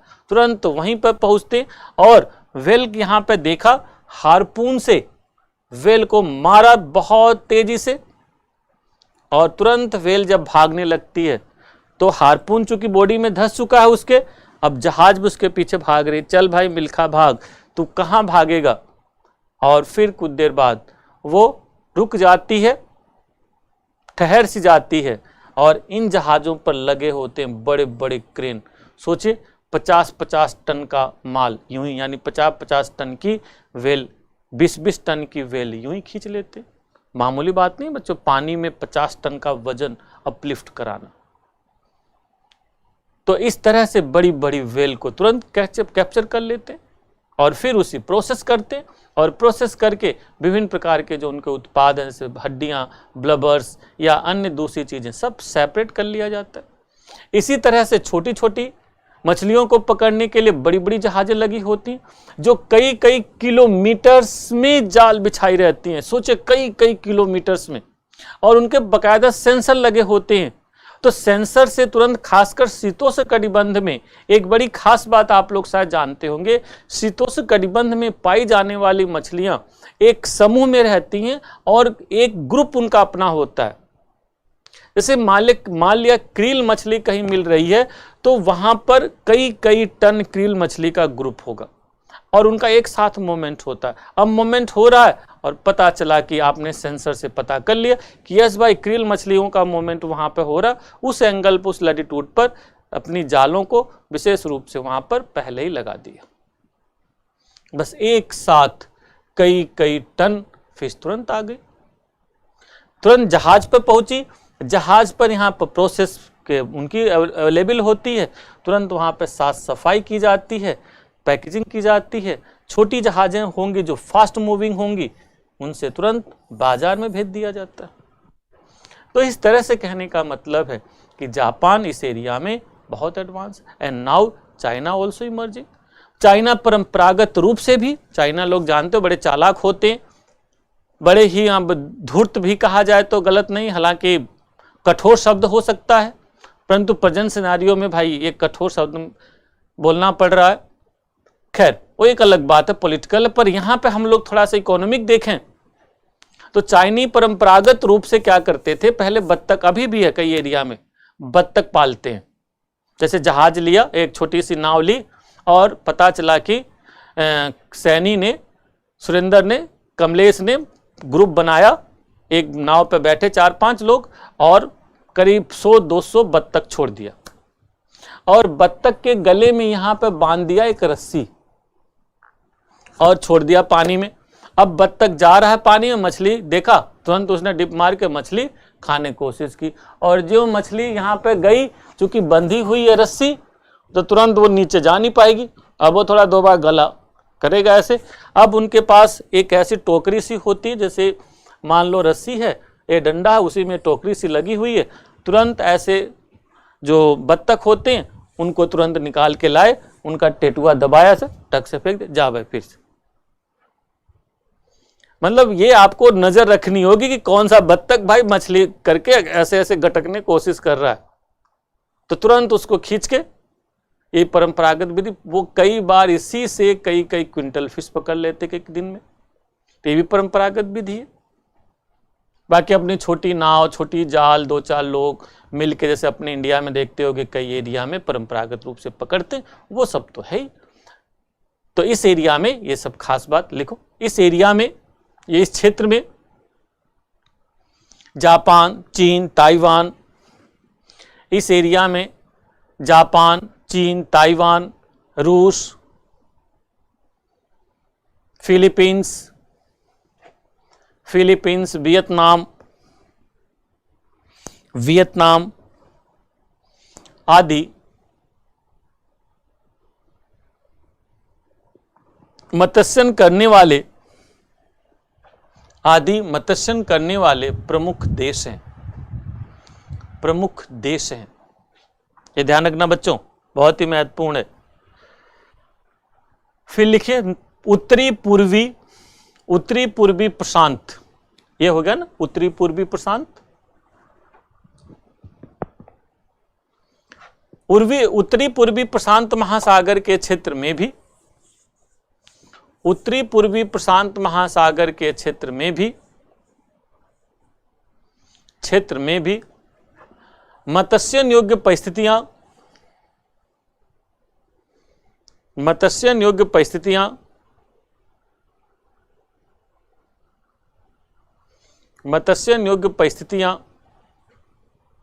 पाई जाती हैं। मत्स्यन योग्य परिस्थितियां पाई जाती हैं। मत्स्यन योग्य परिस्थितियां पाई जाती हैं क्योंकि इस क्षेत्र में उत्तरी प्रशांत, नॉर्थ पैसिफिक, उत्तरी प्रशांत जलधारा के प्रभाव स्वरूप, उत्तरी प्रशांत जलधारा के प्रभाव स्वरूप, उत्तरी प्रशांत जलधारा के प्रभाव स्वरूप, जलधारा के प्रभाव स्वरूप, ये बच्चों लिखते रहना, आप लोग याद रखना, नोट्स हो जाएगा आपका। इसीलिए देखो मैं ऑनलाइन क्लास में भी लिखवाने का इसीलिए इम्फेसिस कर रहा हूं कि हिंदी मीडियम में बच्चे लिखते कम हैं, उनका अपना नोट्स कम होता है। तो मैं चाहूँगा कि आप लोग बच्चों नोट्स बनाते रहो। वीडियो क्लासेस ठीक है, उसकी अपनी महत्ता है, परंतु लाइव क्लास की एक अपनी अलग महत्ता है।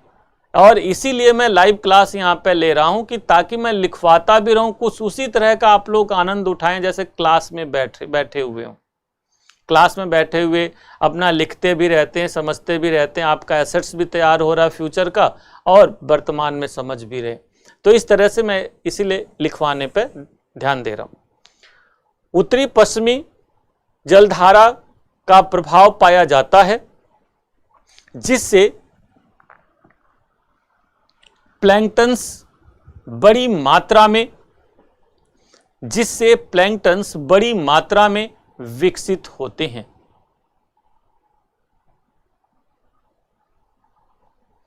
प्लैंकटन्स बड़ी मात्रा में विकसित होते हैं।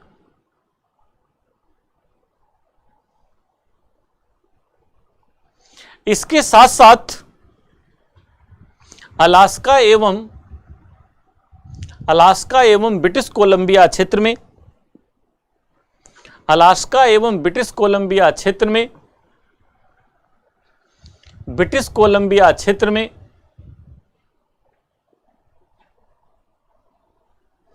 ब्रिटिश कोलंबिया क्षेत्र में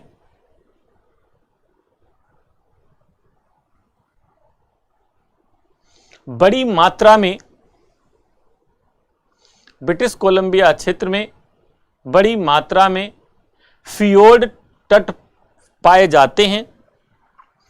फियोर्ड तट पाए जाते हैं। फियोर्ड तट पाए जाते हैं जो मत्स्यन के विकास में महत्वपूर्ण भूमिका निभाते हैं। मत्स्यन के विकास में महत्वपूर्ण भूमिका निभाते हैं।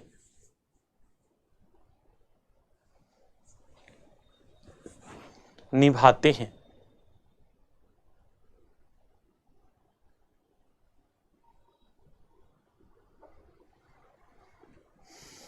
ठीक है, तो ये तो भाई परिस्थितियां, और साथ ही साथ स्थानीय बाजार, साथ ही साथ स्थानीय बाजार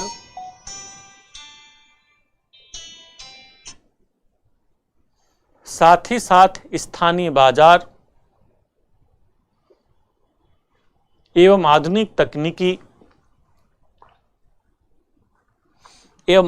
तकनीकी इसके विकास में महत्वपूर्ण भूमिका निभाती है।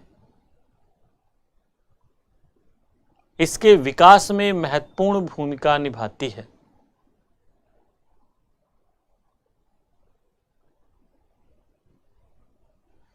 आधुनिक तकनीकी कनाडा की भी जबरदस्त है बच्चों। आप लोग शायद जानते हो, each and every gram of fish, each and every gram जो फिश का पार्ट है वे कॉमर्शलाइज कर देते हैं। ईच एंड एवरी ग्राम। आप लोग कभी इंडिया में देखिए, फिश बाजार में गए हों तो बहुत सारे फिश के वेस्टेज फेंक दिए जाते हैं। वो जो फिशरमैन है फेंक देता है। हालांकि आजकल यूज होने लगा है कुछ, परंतु तो भी बड़ी मात्रा में फेंक दिया जाता है। आप लोगों ने देखा होगा, फिश बाजार में जाएंगे तो फिश का जो ऊपर वाली खाल होती है, स्कैल्प, वो निकाल लिया जाता है। लोग बेकार समझ के फेंक देते, नहीं, सोर्स ऑफ कैल्शियम। उनके इंटेस्टाइन वगैरह, उनके इनर बॉडी पार्ट जो होते हैं वे भी निकाल के फेंक दिए जाते, परंतु वहां नहीं। ये जो आपका स्कैल्प होता है, बॉडी का ऊपरी वाला पार्ट होता है, उसको निकाल के पशुओं के चारे में मिला दिया जाता है। लो भाई, उनकी आंत, उनके लीवर, उनके बॉडी के इंटरनल पार्ट्स जो हैं उनको क्रश करके तेल निकाल लिया जाता है। आप लोगों ने हो सकता है कैप्सूल खाए भी हो, कैप्सूल आप लोगों ने शायद खाए भी हो, जैसे कोड लिवर ऑयल सुना होगा आप लोगों ने। कोड लिवर ऑयल 7 सीज के नाम से मार्केट में भी कई ब्रांड आते। मछली का तेल आता है ना, कैप्सूल, जिलेटिन कैप्सूल आते, बड़े सॉफ्ट कैप्सूल आते हैं जो विटामिन ए और ई के स्रोत होते हैं। तो इस तरह से उनका वहां पे यूज हो गया। फिर पशुओं के चारे में हो गया। मछली तो मांस के रूप में गई, बाकी उसका वेस्टेज भी वहां चला गया। तो ये बताइए, ईच एंड एवरी ग्राम फायदा हुआ कि नहीं? आपके यहां फेंक दिया जाता है। हाल के वर्षों में अभी मैं देख रहा हूं कुछ जगहों पे, खासकर सिटीज में, जो शहरी क्षेत्रों में मछलियां जहां पे बिकती हैं, वहां पे मैं देखता हूं इकट्ठा करके, जो कहीं कहीं पर ये क्या बोलते हैं, मुर्गी के जो पोल्ट्री फार्म है, पोल्ट्री फार्म में भिजवा दिया जाता है, तो वहाँ पे मुर्गियाँ खा जाती। आजकल ये प्रयोग होने लगा, परंतु वे उससे भी महंगे प्रोडक्ट बनाते। जैसे बायोटीन, आप लोग टीवी पे ऐड भी देखते हो कि बायो ऑयल के नाम से एक ऐड भी आता है। बायोटीन, बायो ऑयल, बहुत सारे नाम से मार्केट में आप जाओगे भरे हुए। तो इस तरह से उनका उपयोग विभिन्न रूपों में वे करते रहते हैं। तो तकनीक का ये प्रभाव देखा जाता है। लिखो, इसी के साथ थर्ड, दक्षिणी पूर्वी प्रशांत। नंबर 3, दक्षिणी पूर्वी प्रशांत। दक्षिणी पूर्वी प्रशांत महासागर, दक्षिणी पूर्वी प्रशांत महासागर का क्षेत्र दक्षिणी पूर्वी प्रशांत महासागर का क्षेत्र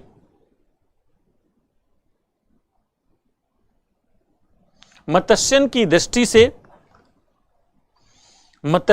दृष्टि से काफी महत्वपूर्ण माना जाता है, चूंकि यहां पर जलधाराओं का निरंतर उत्प्रवाह होता रहता है, अपवेलिंग ऑफ करंट्स, जलधाराओं का निरंतर उत्प्रवाह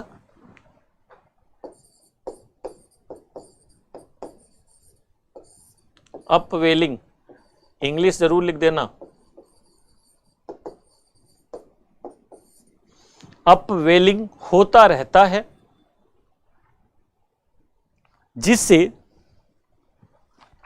प्लैंकटन के विकास योग्य परिस्थितियां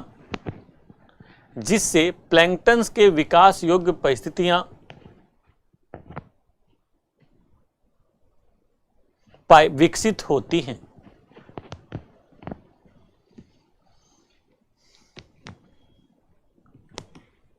विशेष रूप से पेरू के तट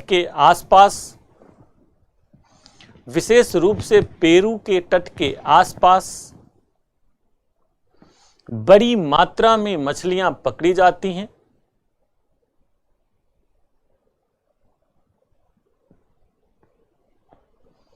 और यह क्षेत्र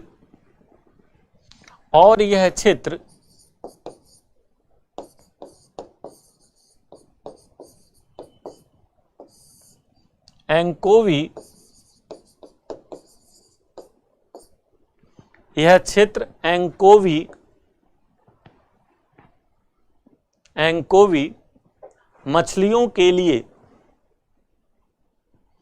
विश्व प्रसिद्ध है। ये बड़ी महंगी मछली होती है, एंकोवी के लिए विश्व प्रसिद्ध है। तो प्रशांत महासागर हो गया। अब लिखो दूसरा, अटलांटिक महासागर। अटलांटिक महासागर, अब लिखो नंबर 2, अटलांटिक महासागर। आप लोग जानते हैं अटलांटिक महासागर विश्व का दूसरा सबसे बड़ा महासागर है, परंतु मत्स्यन की दृष्टि से यह विश्व के सर्वाधिक महत्वपूर्ण महासागरों में देखा जाता है और बहुत ही अच्छे किस्म की मछलियों के लिए यह दुनिया में प्रसिद्ध है। बहुत ही महंगी महंगी मछलियां यहाँ पे पाई जाती हैं और इसके विभिन्न क्षेत्रों में ह्यूज क्वांटिटी में मछलियां पकड़ी जाती हैं। जैसा मैंने अभी बताया, ये देखिए इसके उत्तर पूर्वी भाग में भी बड़ी मात्रा में मछलियां पकड़ी जाती हैं। उत्तर पश्चिमी भाग में, यहाँ पे भी मध्य भाग में बड़ी मात्रा में मछलियां देखी जाती हैं। लिखिए, अटलांटिक महासागर विश्व का दूसरा सबसे बड़ा महासागर है। विश्व का दूसरा सबसे बड़ा महासागर है।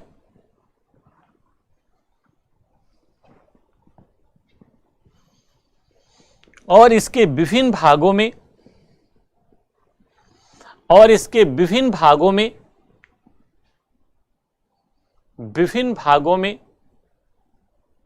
मछलियां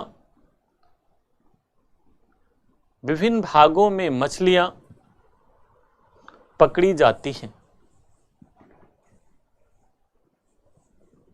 मछलियां पकड़ी जाती हैं।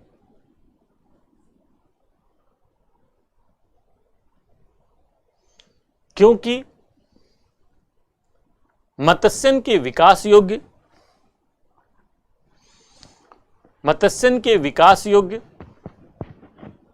अनुकूल परिस्थितियां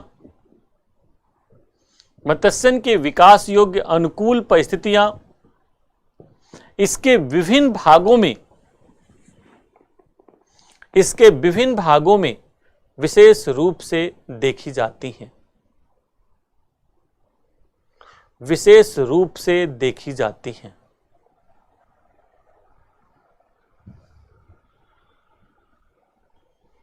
विशेष रूप से देखी जाती हैं।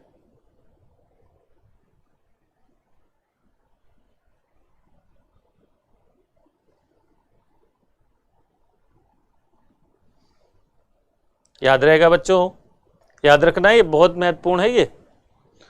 अब लिखो, इसके प्रमुख मत्स्य क्षेत्र, इसके प्रमुख मत्स्य क्षेत्र निम्नलिखित हैं। प्रमुख मत्स्य क्षेत्र निम्नलिखित हैं। अब भाई ये मग्गा बॉटल लेके आना पड़ता है बच्चों का। अब गिलास विलास स्टूडियो में रख नहीं सकते।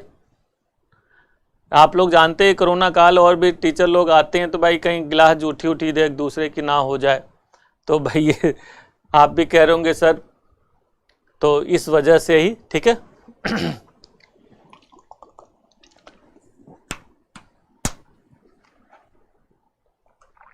नंबर 1, उत्तरी पश्चिमी अटलांटिक मत्स्य क्षेत्र।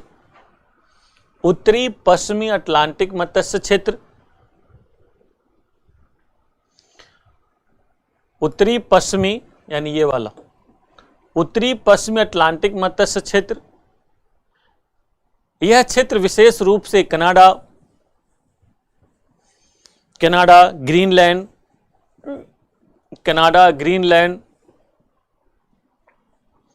के आसपास के क्षेत्रों में फैला हुआ है,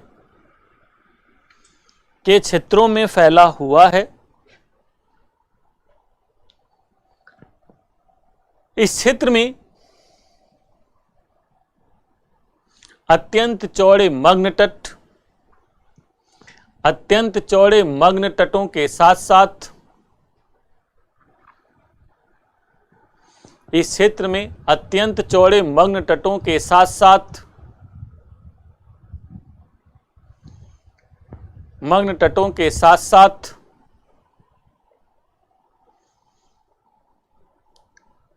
गल्फ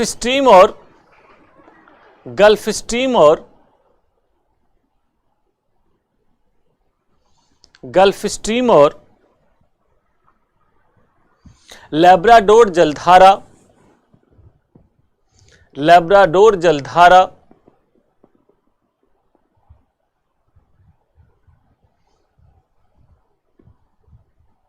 के मिलने का क्षेत्र भी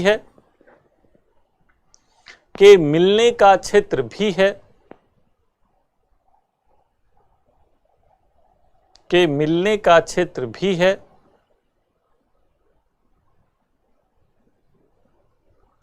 अतः यहां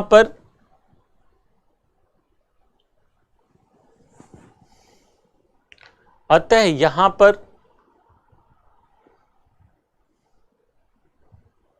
अनुकूल तापमान एवं घने कोहरे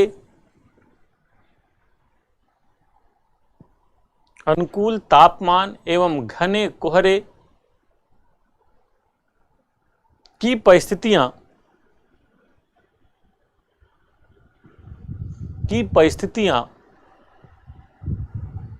मत्स्यन के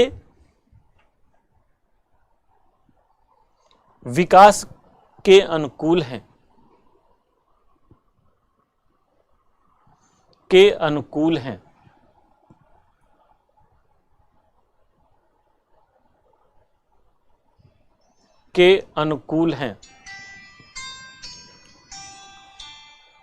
अतः इस क्षेत्र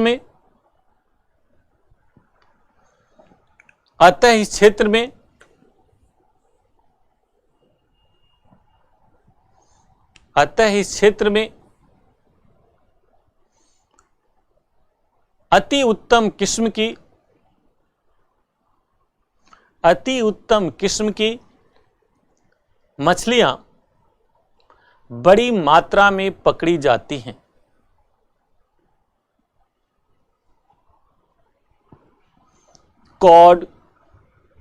कॉड, सार्डाइन, क्रील,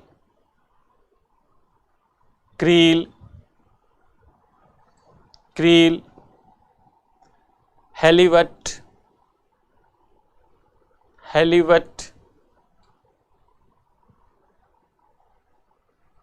स्वॉर्डफिश या तलवार मछली, स्वॉर्डफिश आदि मछलियां बड़ी मात्रा में पकड़ी जाती हैं।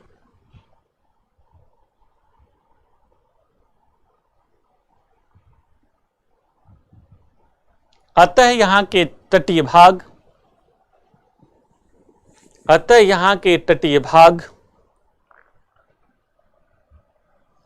बैंक के रूप में, तटीय भाग बैंक के रूप में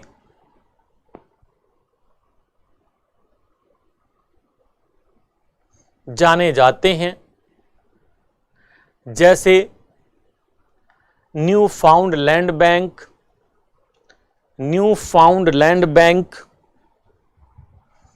grand bank,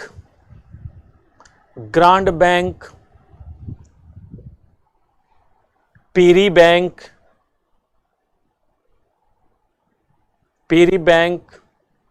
saint george bank आदि।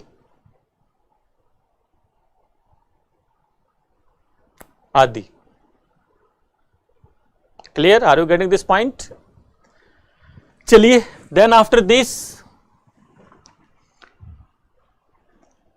उत्तरी पूर्वी अटलांटिक मत्स्य क्षेत्र, उत्तरी पूर्वी अटलांटिक मत्स्य क्षेत्र।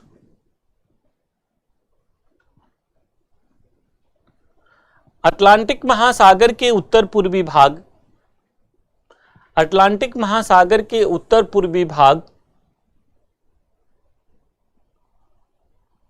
में, उत्तर पूर्वी भाग में विशेष रूप से उत्तरी सागर,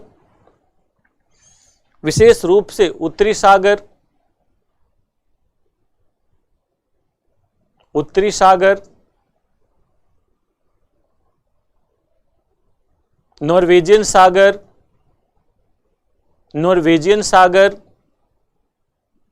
बाल्टिक सागर,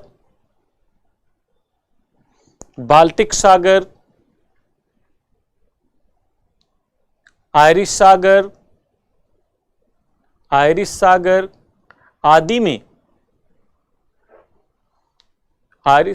आदि में बड़ी मात्रा में मछलियां पकड़ी जाती हैं।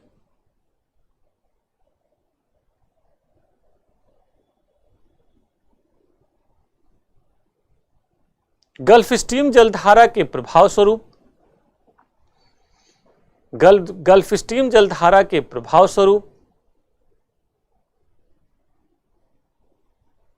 मत्स्यन के विकास योग्य परिस्थितियां यहां पर बनती हैं,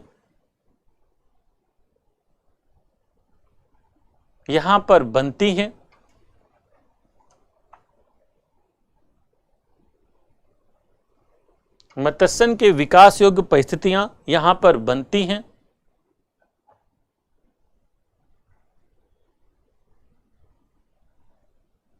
और साथ ही साथ अत्यंत चौड़े मग्न तटों, साथ ही साथ अत्यंत चौड़े मग्न तटों, मत्स्यन की आधुनिक तकनीकी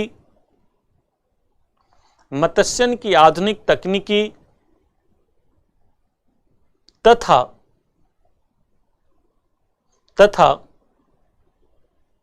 स्थानीय बाजार के कारण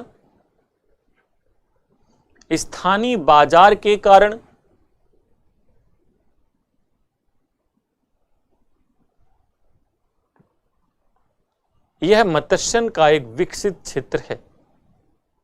ये ध्यान रखना बच्चों, यहां पर भी आप लोगों ने तनु वेट्स मनु, या वो तनु वेट्स मनु नहीं, उसकी कंगना रनौत की एक मूवी है पूरा लंदन सिमटदा, क्वीन से एक मूवी है उसकी, पूरा लंदन सिमटदा, और नीदरलैंड जाती है ना, तो नीदरलैंड में जो पहुंचती है एक रेस्टोरेंट में, तो देखो इतनी बड़ी मछली लेके आता है, एक पन्नी में पैक्ड है वो।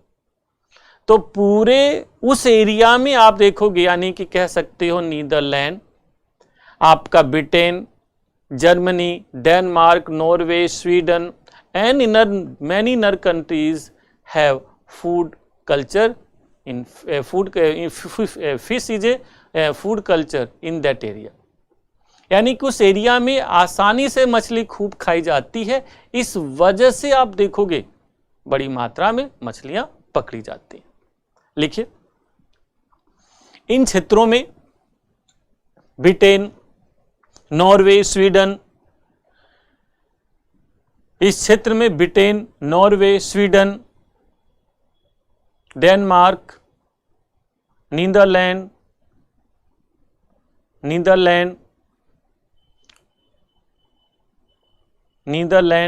रूस आदि प्रमुख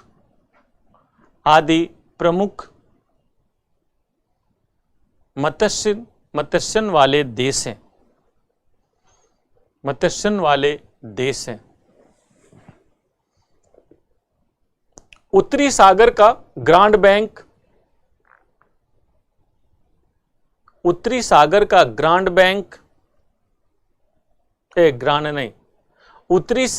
डॉगर बैंक, ग्रांड बैंक तो वहां पे है ना, कनाडा वाला। उत्तरी सागर का डॉगर बैंक सुना होगा आप लोगों ने नाम, ये प्रीलिम्स में भी पूछता है, ध्यान रखना आप लोग। उत्तरी सागर का डॉगर बैंक, ग्रेट फिशरीज बैंक मत्स्यन के लिए प्रसिद्ध हैं। यहां बच्चों इतनी फिश होती है कि आप पानी में नाम लेके ऊपर वाले का कूद जाओ, पकड़ने भी ना आए तो 2-4 हो सकता है मछलियां आपकी जेब में बैठ जाएं कि अरे भाई आशुतोष पानी में कूदा हुआ है, विक्रम पानी में कूदा है, कमलेश पानी बेचारा कूद के कुछ तपस्या कर रहा है मछली उछली पकड़ने की, चलो यार इसकी जेब में बैठ जाओ, काम आएगा, खा पी लेगा। इतनी मछली अबंडेंटली मछली वाली, इतनी अबंडेंस। तो इस तरह से यहां पर बड़ी मात्रा में फिशिंग की जाती है और तकनीक होने की वजह से, जैसे सेंसर लगे हुए जहाजें हैं, लंबी लंबी जालें, बड़ी बड़ी जहाजें और हाईली ट्रेंड फिशरमैन। खास बात यहां के शायद आप लोग जानते हो, फिशरमैन बहुत रिच होते हैं। सब करोड़पति से नीचे तो मतलब ही नहीं भाई, सब अरबपति सब। तो they are very rich. Government का आप देखोगे बहुत ज्यादा प्रोत्साहन भी दिया जाता है। नॉर्वे टेक्निक के मामले में बहुत आगे, ट्रॉलर आप लोग सुने होंगे, अब तो इंडिया के तट पे भी ट्रॉलर आ गए, मतलब डीप सी से भी मछलियां पकड़ लाते हैं। उनके पास बड़े बड़े ट्रॉलर मिलेंगे। ट्रॉलर यानी कि मछली पकड़ने के विशेष तरह की जहाज है, तो ट्रॉलर उनके पास होते हैं, वेल ट्रेंड स्टाफ होता है। कई तरह की जहाजें होती हैं, जैसे छोटी जहाजें मार्केट तक माल पहुंचाने के लिए, बड़ी जहाजें पकड़ने के लिए। शिफ्ट में मजदूर 24-24 घंटा पकड़ते रहते हैं, सेंसर लगे हुए हैं, जहाज फिश का मूवमेंट ध्यान दिया जा रहा है, कहाँ कितना। फिर अलग अलग तरह की फिश पकड़ी जा रही हैं, अलग अलग तरह की। फिर एक खास बात और, टेम्परेट जोन है, टेम्परेट जोन की भी खास बात फिश की ये होती है, जैसा मैंने पहले ही बताया, ग्रुप में पकड़ी जाती हैं, तो एक ही तरह की फिश अधिक मात्रा में आती है तो बाजार में आसानी से चली जाती है। तो इस तरह से यहाँ पर एक बहुत ही विकसित फिशिंग ग्राउंड देखा जाता है। आप लोग इस तरह से इन सभी बातों को ध्यान में रख सकते हैं। ठीक है बच्चों, तो आप लोगों का कोई प्रश्न हो तो, टाइम मैं देखूं इसमें, टाइम तो कह सकते हैं आप 23 हो रहा है। किसी बच्चे का कोई प्रश्न हो तो आप लोग, कोई बच्चा यदि प्रश्न पूछना चाहता है तो पूछ सकता है। वेलकम। कोई बात उसकी समस्या है तो हम जो भी है पूछिए आप लोग। किसी बच्चे की कोई प्रॉब्लम है, क्वेरीज हो, वैसे तो होनी नहीं चाहिए, मैंने सभी चीजों को लिखवा दिया है। बताइए बच्चों, किसी बच्चे की कोई प्रॉब्लम हो तो मैं फिर उसको डील करूं, क्योंकि अब टाइम क्लास का हो रहा है। कल हम लोग शाम को 6:30 बजे, कल शाम को 6:30 बजे हम लोग अपनी क्लास में उपस्थित होंगे और फिर अपना कारवां आगे बढ़ाएंगे। ठीक है, मुझे लगा ऐसे मोबाइल गिर रहा है, जमीन नीचे गिरने जा रही, इसलिए मैं उधर तेजी से मुड़ा। तो कल हम लोग शाम को 6:30 बजे मिलते हैं। आप सभी लोग आए, बहुत बहुत धन्यवाद।